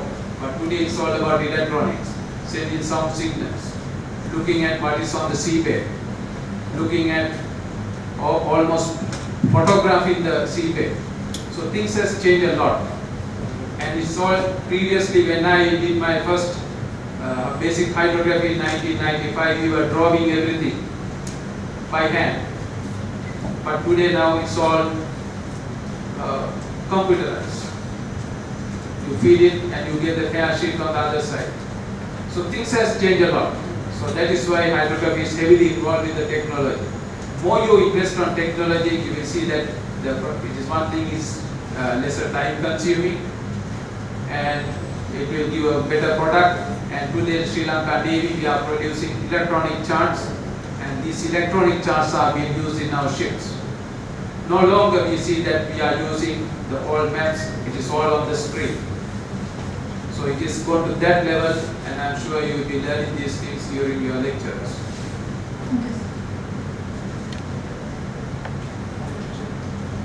Thank you. Thank you very much. Excuse me, ladies and gentlemen. Now let me have the honor of inviting the Rector of Southern Campus, Brigadier Prasad Edirasinghe, ESC, accompanied by the Dean of the Faculty of Built Environment and Spatial Sciences, Dr. A.R. Rupasinghe, to offer a token of appreciation to the plenary speaker, Rear Admiral Y.N. Jayaragna, RWP, NBAR, RSP, USP, NDU, DSC.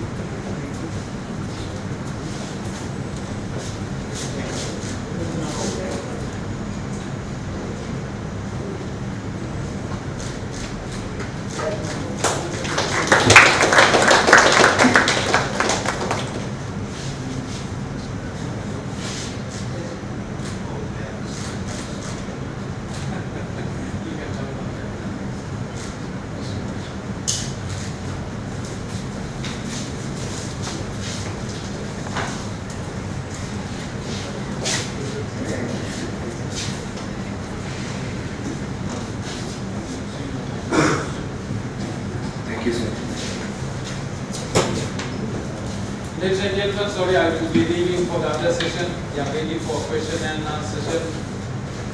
But my message is engage. Pursue knowledge.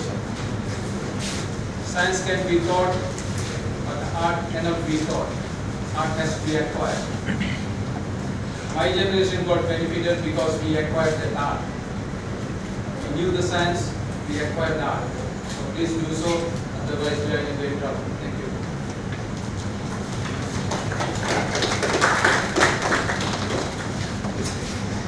Thank you. Now we will get back to the session. The last speaker for the day is Mrs. A.S. Pereira. The presentation is about the break involved to share your special information. And this is Shyamali Chitralekha Pereira, is the present Survey General of Sri Lanka's Survey Department, and she is the 50th Survey General, and she has been appointed as the prestigious to this prestigious position as the first women Survey General of Sri Lanka. She is the chairman of the Sri Lanka Land Survey Council. She is a brilliant product of the Balika Vidyalaya. She has received her certification at Plenary University and earned a first class honours degree in physics. In March 1985, she joined the Sri Lanka Survey Department as an assistant survey superintendent and was assigned to the Kotelawala Institute of Surveying and Mapping for vocational training. In 1991, she joined the ITC University to learn for the postgraduate diploma in public management. She completed her master's degree in integrated mapping and geoinformation production at the Sri Lanka Institute of Development Administration and postgraduate diploma in public management. Subsequently, she led the department's newer project, Will Savia program, the title registration. She and her crew's dedication and proficiency in Will Savia activities were greatly acknowledged and commended by His Excellency the President Gotabaya Rajapaksa, who visited the department very recently. The floor over to you, Mrs. Shyamali Pereira.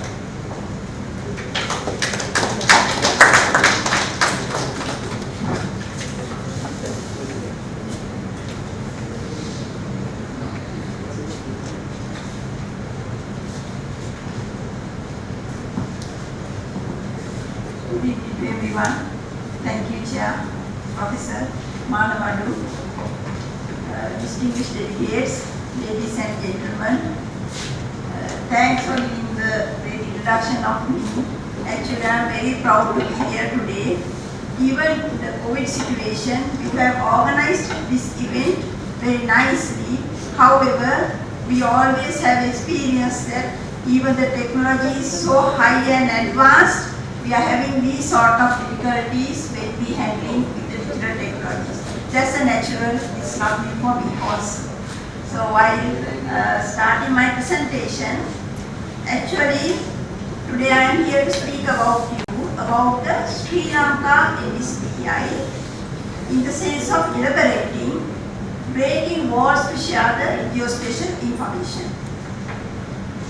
Before start my speech, I just want to tell you something you never know about and guess about me.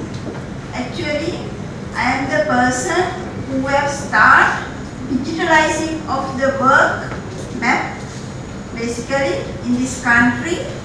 You may be not, some of you may be not born in that time. In 1993, the digitalizing work of the Sri Lanka administrative boundaries. Such a way that I have started my career in the digital technology work. So after that, I worked at the different disciplines as in the remote sensing section, and finally remote sensing section, land information sections, and so many. After 35 years of experience, I become the Survey General, and I am proud to be here as a Survey General to address you. So, in my presentation, this topic may something new for you, me having a lot of questions to you. At the end of the presentation, most of you get most of the answers. I hope that it is so. So I will start my presentation. Let me talk about the data. The data is immense. The National Surveying and Mapping work is responsible for the survey department. We produced the geospatial data by means of surveying and other concerns. So all the data users, they use our spatial data as the base data and do their value addition as they want and do make their products for their requirements. When we talk about the data, there is another aspect. So the spatial data, at the same time we have the non-spatial data. That means in other words we know that what is the attribute data. These data also available with the different government organizations at the same time with the private sector also. When we talk about this spatial and non-spatial data, if we know the data custodian, there is no issue of getting that data to get satisfied your requirements. As Admiral YN clearly explained that that's the spatial sciences. So if somebody knows these things, they can utilize it. But my question is, most of the time, the people may not know how I can get data. Where is those data? How can use my data for the environment mapping? Maybe another sort of spatial science applications, the research work, these sort of things. This is a current question for most of the people. So the people would like to know that how you can accommodate your request even though we are producing the spatial data for national requirement. So user may like to know the place of interest. So how you can get this data? So that's the big thing. The NSDI came into the scene. So by the definition, we say that the SDI in the cookbook of ESDI, it says that the SDI provides a basis for spatial data discovery, evaluation and application for users and providers within all levels of government, the commercial sector, the non-profit sector, academia and by citizens in general. So it's interesting to know that the SDI plays that facility for us. When thinking about the linking with the spatial data with the available technology and make use of this thing for satisfy our requirement. So the one side we have the spatial data, even though we produce the spatial data, if we cannot give this data for the users for their requirements, there may be a question. It is clear that the hard copy use is now not actually used by the most of the people. Those days we used the hard copy maps and without any digital technology we manage all the requirements, but now the requirements are immense. So the technology is available. Now the people are finding a very comfortable manner to use this technology with the using of the spatial data. So that the way we can say that the key capabilities of the spatial data infrastructure.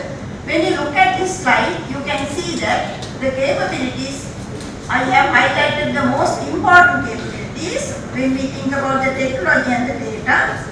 It enables online access to wide range of spatial information and services. At the same time, enable integration of technology, geographically distributed spatial information. That's the most important thing. The SDI, the spatial data infrastructure, handling the geographically distributed spatial information. It's enable collaboration by multilateral information exchange and synchronization. That means we are talking about the interoperability, how we get down the data sets of the different organizations and use it. Allow autonomous organizations to develop interdependent relationships in a distributed environment. That's also very important aspect of when we use the spatial data, and it facilitates the definition and sharing of the spatial semantics. That's also most important issue, because when we talk about the spatial semantics, some can define the, maybe for example, the expressway. By the definition, the different people having, we can give the different definition.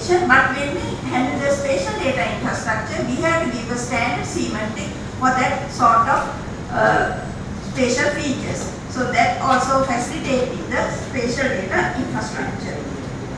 So that's how the spatial data infrastructure with the available technologies, we are trying to use the global trend.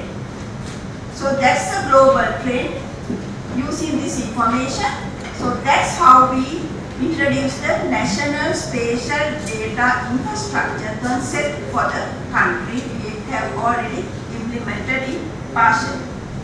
So this NSDI, it's understood that I already elaborated the SDI, but here in our NSDI, it's a framework of the policies, standards, procedures, data and technology to support to make the strategic decisions.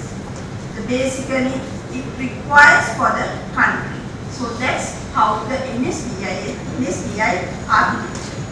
So it is, the other interesting feature is, it is the having the online access for the data and the information.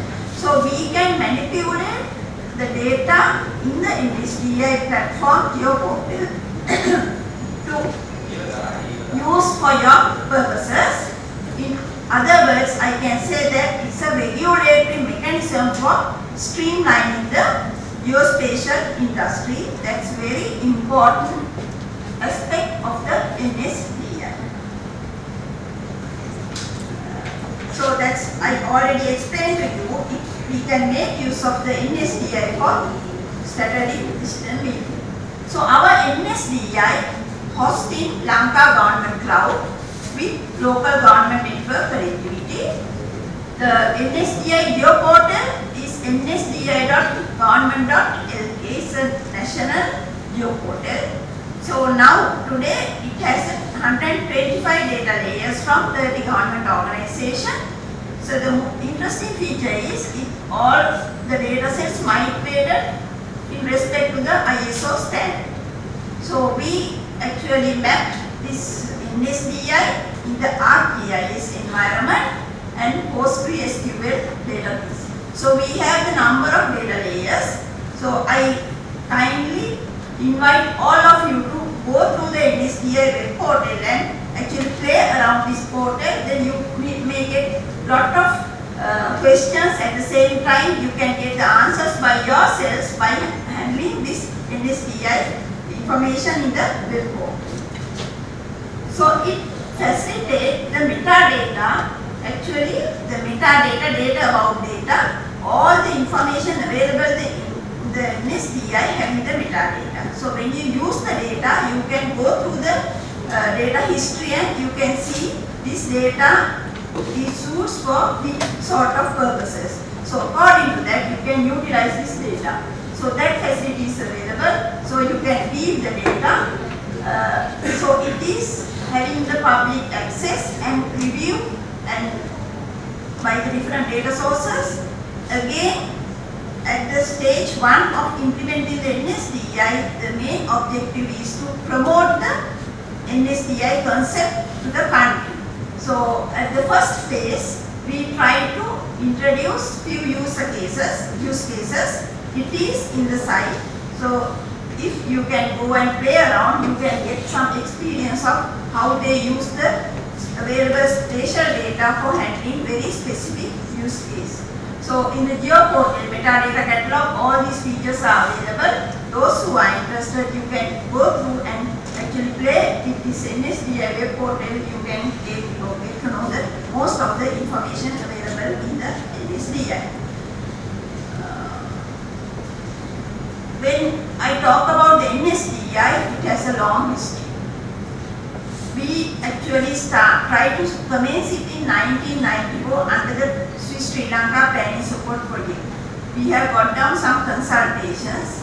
We have drafted the cabinet paper also, but we could not continue with that cabinet paper and the process. However, it took about more than decade to get 3 decades to get on to this position. So we have done several studies, number of consultations. Actually, we work under the land ministry. based upon the recent recommendations by Dr. Leslie Arnold from the Geospatial in Australia, we try to actually lively start this event with the collaboration of ICT. So I have to thank the ICTA at this occasion because they have made a huge effort to make this activity alive. With the support of the survey department, with the leadership of the survey department officers, we could complete this task and we succeeded by ICTA on behalf of the new information community. In 2018, we have established the first phase of the NSDI, and it is a task for us to activating it for gaining expected benefits of the country actually to suit with the current challenges. So currently, we have to have the phase 2 of the NSDI. When we want to implement the phase 2 of the NSDI, so basically we have to have the policies and institutional arrangement. That's the most important thing. For phase 1 we have been implemented with the ICTA support and using the national government funds, and now without any policies and institutional arrangement, it is very hard to continue with the phase 2. Now this is a challenge for the country, so we also working hard, we work on that. Now the policy and legislation, governance setup, and we have to have the NSDI secretariat to continue this work. So the policy and the legislation, we have already finalized the policy and the draft act also prepared. It has to go to the cabinet and get the approvals for implementing. Without any NSDI act, there is no way to regulate this spatial data handling work. The number of organizations producing this spatial data, at the same time the non-spatial data, we have to get down all this data in a one place. Even they can handle their data custodianship in a distributed manner. The user has to have the access for this data. So because of that, we have to a kind of policy and the NSDI Act. At the same time, we have to have a governance setup. So the governance setup, basically the place where this activity has to be carried out for the country. So that's the NSDI secretariat, that's what we propose. With the NSDI secretariat, basically we have to have the developing standard best practices protocols and further improvement of the SL-NSDI. As I explained to you, the Sri Lanka NSDI phase 1, we try to promote the NSDI concept to the country. Then later we have to improve this NSDI and gain the benefit of the Sri Lanka NSDI to the government and well-being of the society. So that's how we are trying to break the existing walls in the geoinformation industry and get to know all of you about the NSDI and use the NSDI for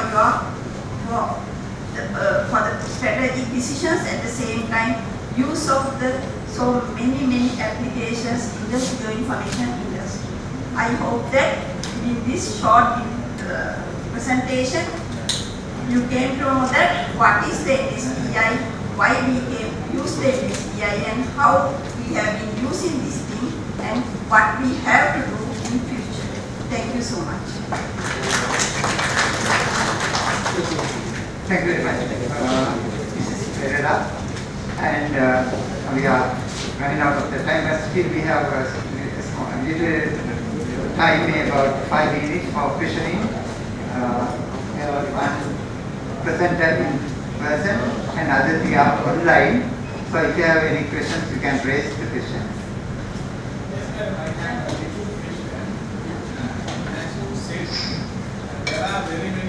There are very many organizations, those who are collecting spatial data and non-spatial data.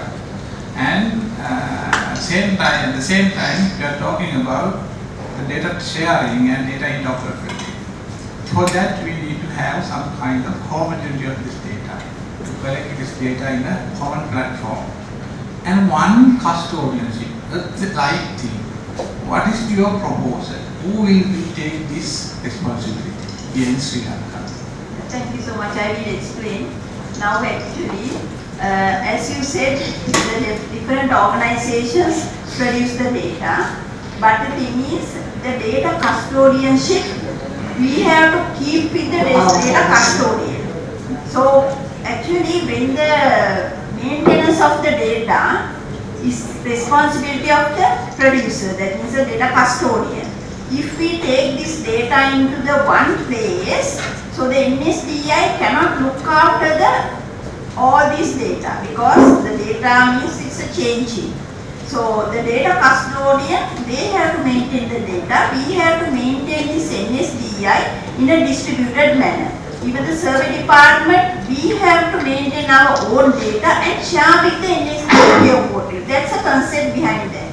So the each and individual organization are responsible according to their mandate to maintain the data. The NSDI is responsible to communicate this data and make open for the use of the other people. When think about the data interoperability, that's the most important thing. That's what we expect to carry out through the NSDI secretariat, because we have to have some data standards and clear guidelines for the data producers. For the survey department, we use the data, maybe the surveying or a mapping or the photogrammetric remote sensing techniques according to our own standards. For example, we also produce the road data, the RD also produce the road data. So when the customer try to link with this data, it may be find difficulty. That's why we expect under the NSDI, we try to make some technical standards. When the producer produce the data, after establishing the NSDI Act and all these things, there should be a regulatory mechanism. So all the people has to produce the data according to the NSDI produced standards. So that's the finally we can get a real output and benefit from the NSDI. The other issue I will explain further. For example, when we purchase the satellite data in the country, even through the national budget, the several institutions may purchase the same satellite data at several purposes. But individual organizations use this data for their own purpose.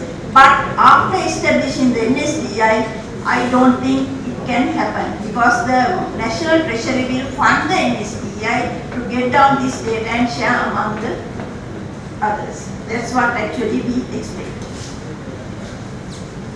Any other question, please? Sharing the data in such a manner is not going to be a threat to the security. No, Because yeah, that's true.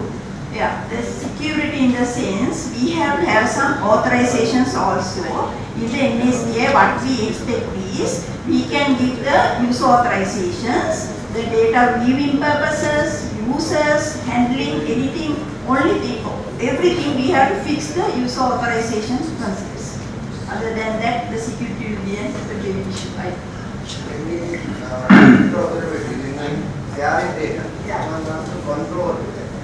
That's right. That's why I explained the NSDA secretariat having that mandate to do this thing. So for this thing, we need to have a NSDI Act. Other than that, we cannot do. There should be a legal manner to control all these things.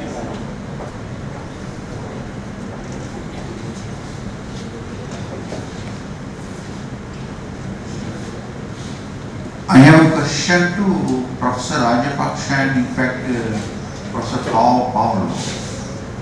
Together they can address this question probably. Question is such that now Professor Paolo brought up the concept of artificial intelligence, and at the same time Professor Rajapaksha brought up the challenges in the urbanizations. Now when it's come to the Professor Rajapaksha, what I wanted to ask is, now identifying these threats now constraints in the urbanizations, is there a strategic way of thinking in changing the architectural concepts in our country? Have you addressed that one? If so, second point, Professor Powell, what I just wanted to point out, from artificial point of view, what we have found, and at the same time, what I simply feel is, this is the third part of the question in fact, architecture is something to do with the art basically, but concentrating a lot on this artificial intelligence may force that the stream into the scientific field. How we can now, what in the simple language I am going to tell, now it is not that exactly what I want, I should be given what I really should have been given in the complex society in this nature. How we can strike a balance in these aspects. I think I made it clear the questions.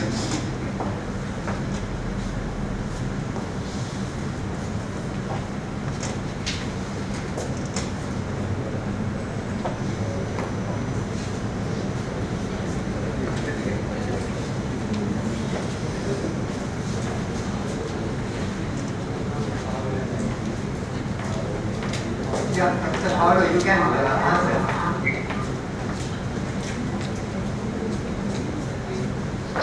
Yeah, Professor Indrika.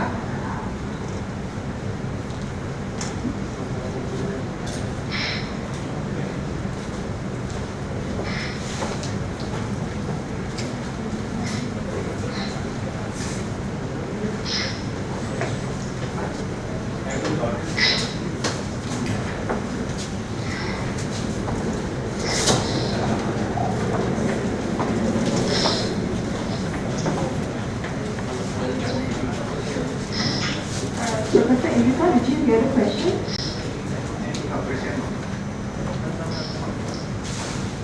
Professor Indrika? That mic was not linked to their system.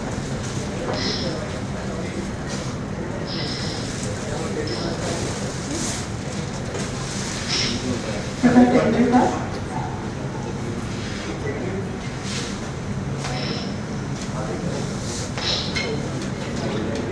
That mic is what is connected to the system.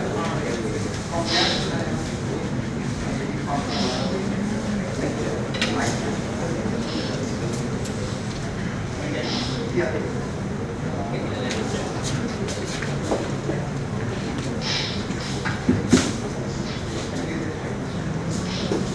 Now, my question goes to Professor Rajapaksa and Professor Paul. Are you listening? Yes, I can hear.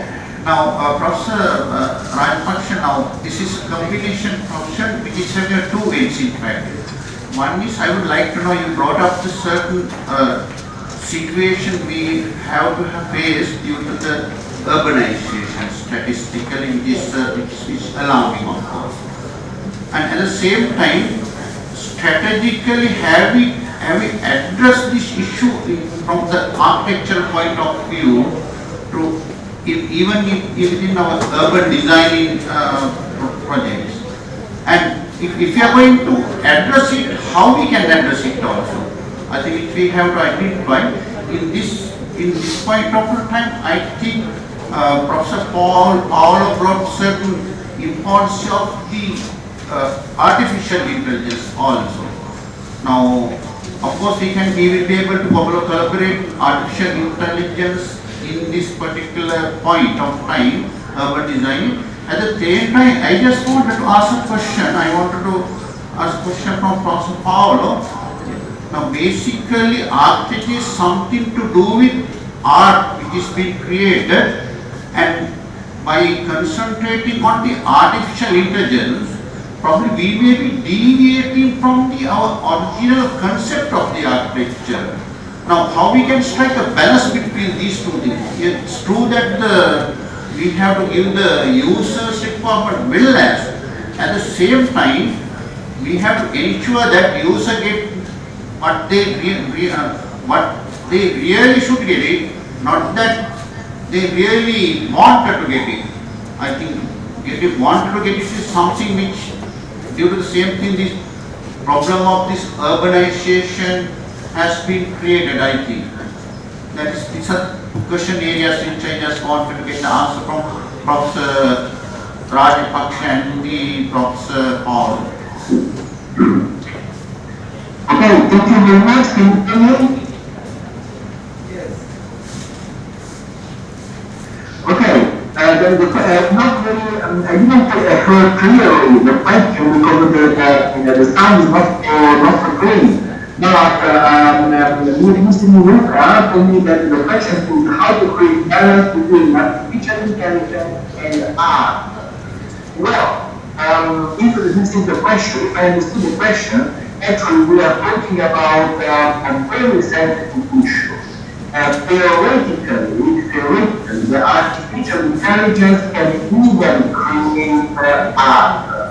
And create a specific form of art which is suitable person by person, because it is based on algorithms, very sophisticated algorithms.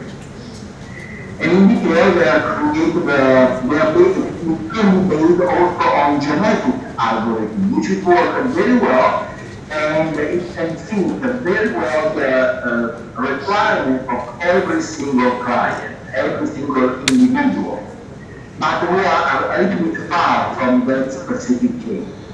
The tricky stuff, the tricky point is this. In theory, even today, we are in a very beginning of that kind of situation, because when the customer, for example, when you receive advertisement over email and so on, that is a sort of customized advertisement which fits the single client. Now, if the art, if we intend art in the traditional sense, something like a way to educate people in terms of very sophisticated, very high level form of education, the art can only be personal, individual, and it is useful to teach some very high level, how to say, concept to the human being. Artificial intelligence actually is so sophisticated that can even reproduce every single steps of the human being, of the human thinking. This is a very scary actually, but it is theoretically possible. So, how to make a balance, it depends how sophisticated is artificial intelligence. If the artificial intelligence is sophisticated enough, it can match the requirement of the feeling, the needs of the art of the single person. There is also another point. Generally speaking, artificial intelligence, the long-term marketing point, it is artificial. Art, it is a sort of needs of the human being. Maybe the artificial intelligence, exactly because it is artificial, no need art, because it is a different form of artificial intelligence. There is no need to copy, to mimic the human need, the human intelligence. That is typical stuff. One must be very clear. The second point is how to answer organization and artificial intelligence. Artificial intelligence is exactly one possible answer to the complexity of urbanization. Exactly because the urbanization is extremely sophisticated, extremely complex in terms of energy management, people management, social issue, traffic, and so on, then in this case, artificial intelligence is very useful to manage exactly those points. For example, the energy supply. For example, the water leakage. Some experiments are already working. For example, if you consider all the issue of IoT, Internet of Things, which is everything which from physical becomes from internet and then physical again, let's start with is a very beautiful and artificial intelligence is very useful for that kind of technology, for that kind of matter. This is my simple answer. Thank you very much. Regarding the question on air pollution, urbanization and the air pollution, when considering air pollution, according to my knowledge, I think we have not gone into detail of investigating this issue. And air pollution is not only a single parameter because it is connected with other aspects. So that is where the knowledge, so at the moment, most of the research and these complex issues in urban situation have been taken as through silos approach. Silos approach is only one profession look at it. But now it's time to make a multidisciplinary approach where all professionals get together and look at this. In terms of urban design, I have not presented here, but I have collected data on urban parks of this country. So the Urban Development Authority have a standard called Public Open Recreational Space Standard. In that standard, the policies have to be corrected. In that standard, the land for a park is being selected based on accessibility. So that's why all parks of this country has come closer to a high traffic road. And it's okay, we can have a park there, but the park design makes the high volume air usage, that means the intense activity where the jogging tracks are being placed closer to the road. So we were monitoring the pollution dispersion from the road up to the center and also mapping how people are being moved inside the park. We found the most clean air location of the park in the center is not being used by people. So therefore, what we need now is the human-centered approach, where in other countries they go for regulations and guidelines to do well-building, health and well-being has been prioritized in building design. So I think with the modernization, with the finding of new materials and going with contemporary needs, we lost this health aspect or human-centered approach in designs. So everywhere now it has to be coming to an indigenous. We know that the traditional architecture, we have those buildings, they are even now you monitor it. They have proper ventilation rate inside the building, but now we don't have. So even putting a window, it doesn't tell that you bring enough ventilation. People cannot stay inside building with such temperature. The buildings which are monitored in Colombo goes to 38 degrees in terms of temperature sometimes. Even air conditioners cannot inform because they are called overheated buildings. So that means the building and its immediate surrounding we can't segregate. So there should be an integrated approach where all get together and start doing, because the pollution issue is very serious. I hope I have answered the question. Yes, thank you. Thank you very much. Now I think we are running out of the time and we are already 45 minutes behind the schedule. And today we have been listening to five presentations. Presentation one was from Professor Mrs. Kanjana Pirira on the life management of contractors, quantity surveyors work at site, female versus male. And she, her presentation was based on her pioneering research and highlighted the importance of identifying the causes, consequences and strategies of life management of female and male quantity surveyors working for private sector contractors. And then the second presentation was from Professor Mrs. Rajapaksha. The presentation was on the urbanization and it is implications on the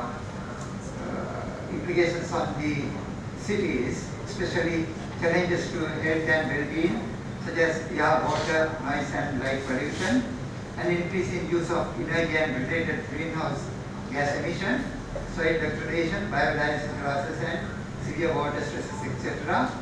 And then the third presentation was from Professor Paolo and highlighted the importance of using artificial intelligence in architecture and urban planning, and especially the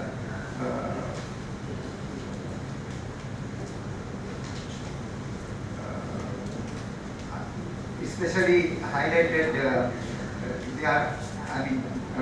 dangers as well as the opportunities in it. Right? And then the threat to the traditional architects and conventional architects. And then the fourth presentation was from Professor Jayaratna. So he highlighted the needs of spatial sciences and using it as a science as well as an art to exploit its potential for land surveying and hydrographical surveying, etc. And then the final presentation was from Mrs. Shamali Pereira, highlighted the vitality of geoinformation in making evidence-based decisions at local, regional, national and global level events. So that was the sign off about the presentation, and I am thankful for all the presenters, 5 presenters. And before concluding, I have to thank the Kotelawala Defense Academic Research Center, Faculty of Built Environment and Spatial Sciences for inviting me to all this position. I consider it as a privilege for me. Thank you very much. I end up the session. Wish you all the best. Ladies and gentlemen, now it is the time to give away the token of appreciation for the plenary speaker. To give away the token of appreciation, let me have the honor of inviting the chair of the session, Emeritus Professor Samita Manwadu, accompanied by the Dean of the Faculty of Built Environment and Spatial Sciences, Dr. A. Singha. Mrs. A.L.S.C. Pereira.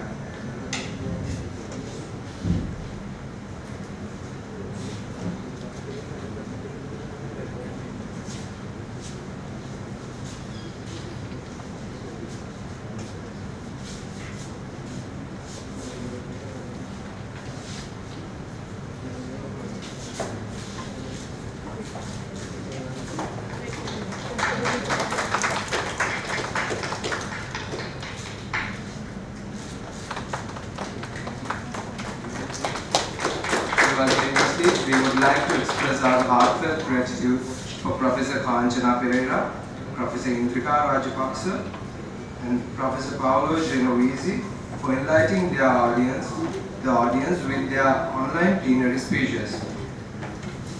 Now, ladies and gentlemen,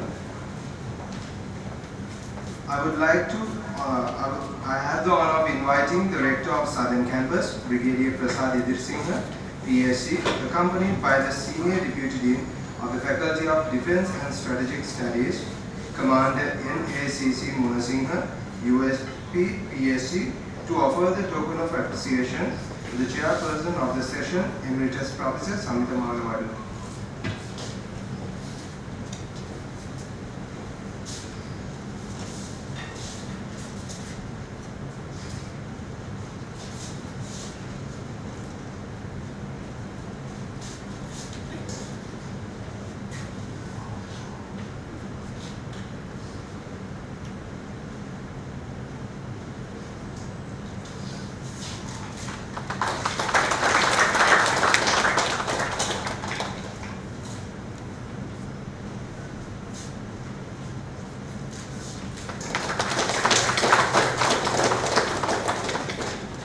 Thank you, sir. Ladies and gentlemen, the proceedings of the plenary session is hereby concluded. The proceedings of the technical sessions will follow tomorrow at 8:30 a.m. onwards. Thank you. Thank you.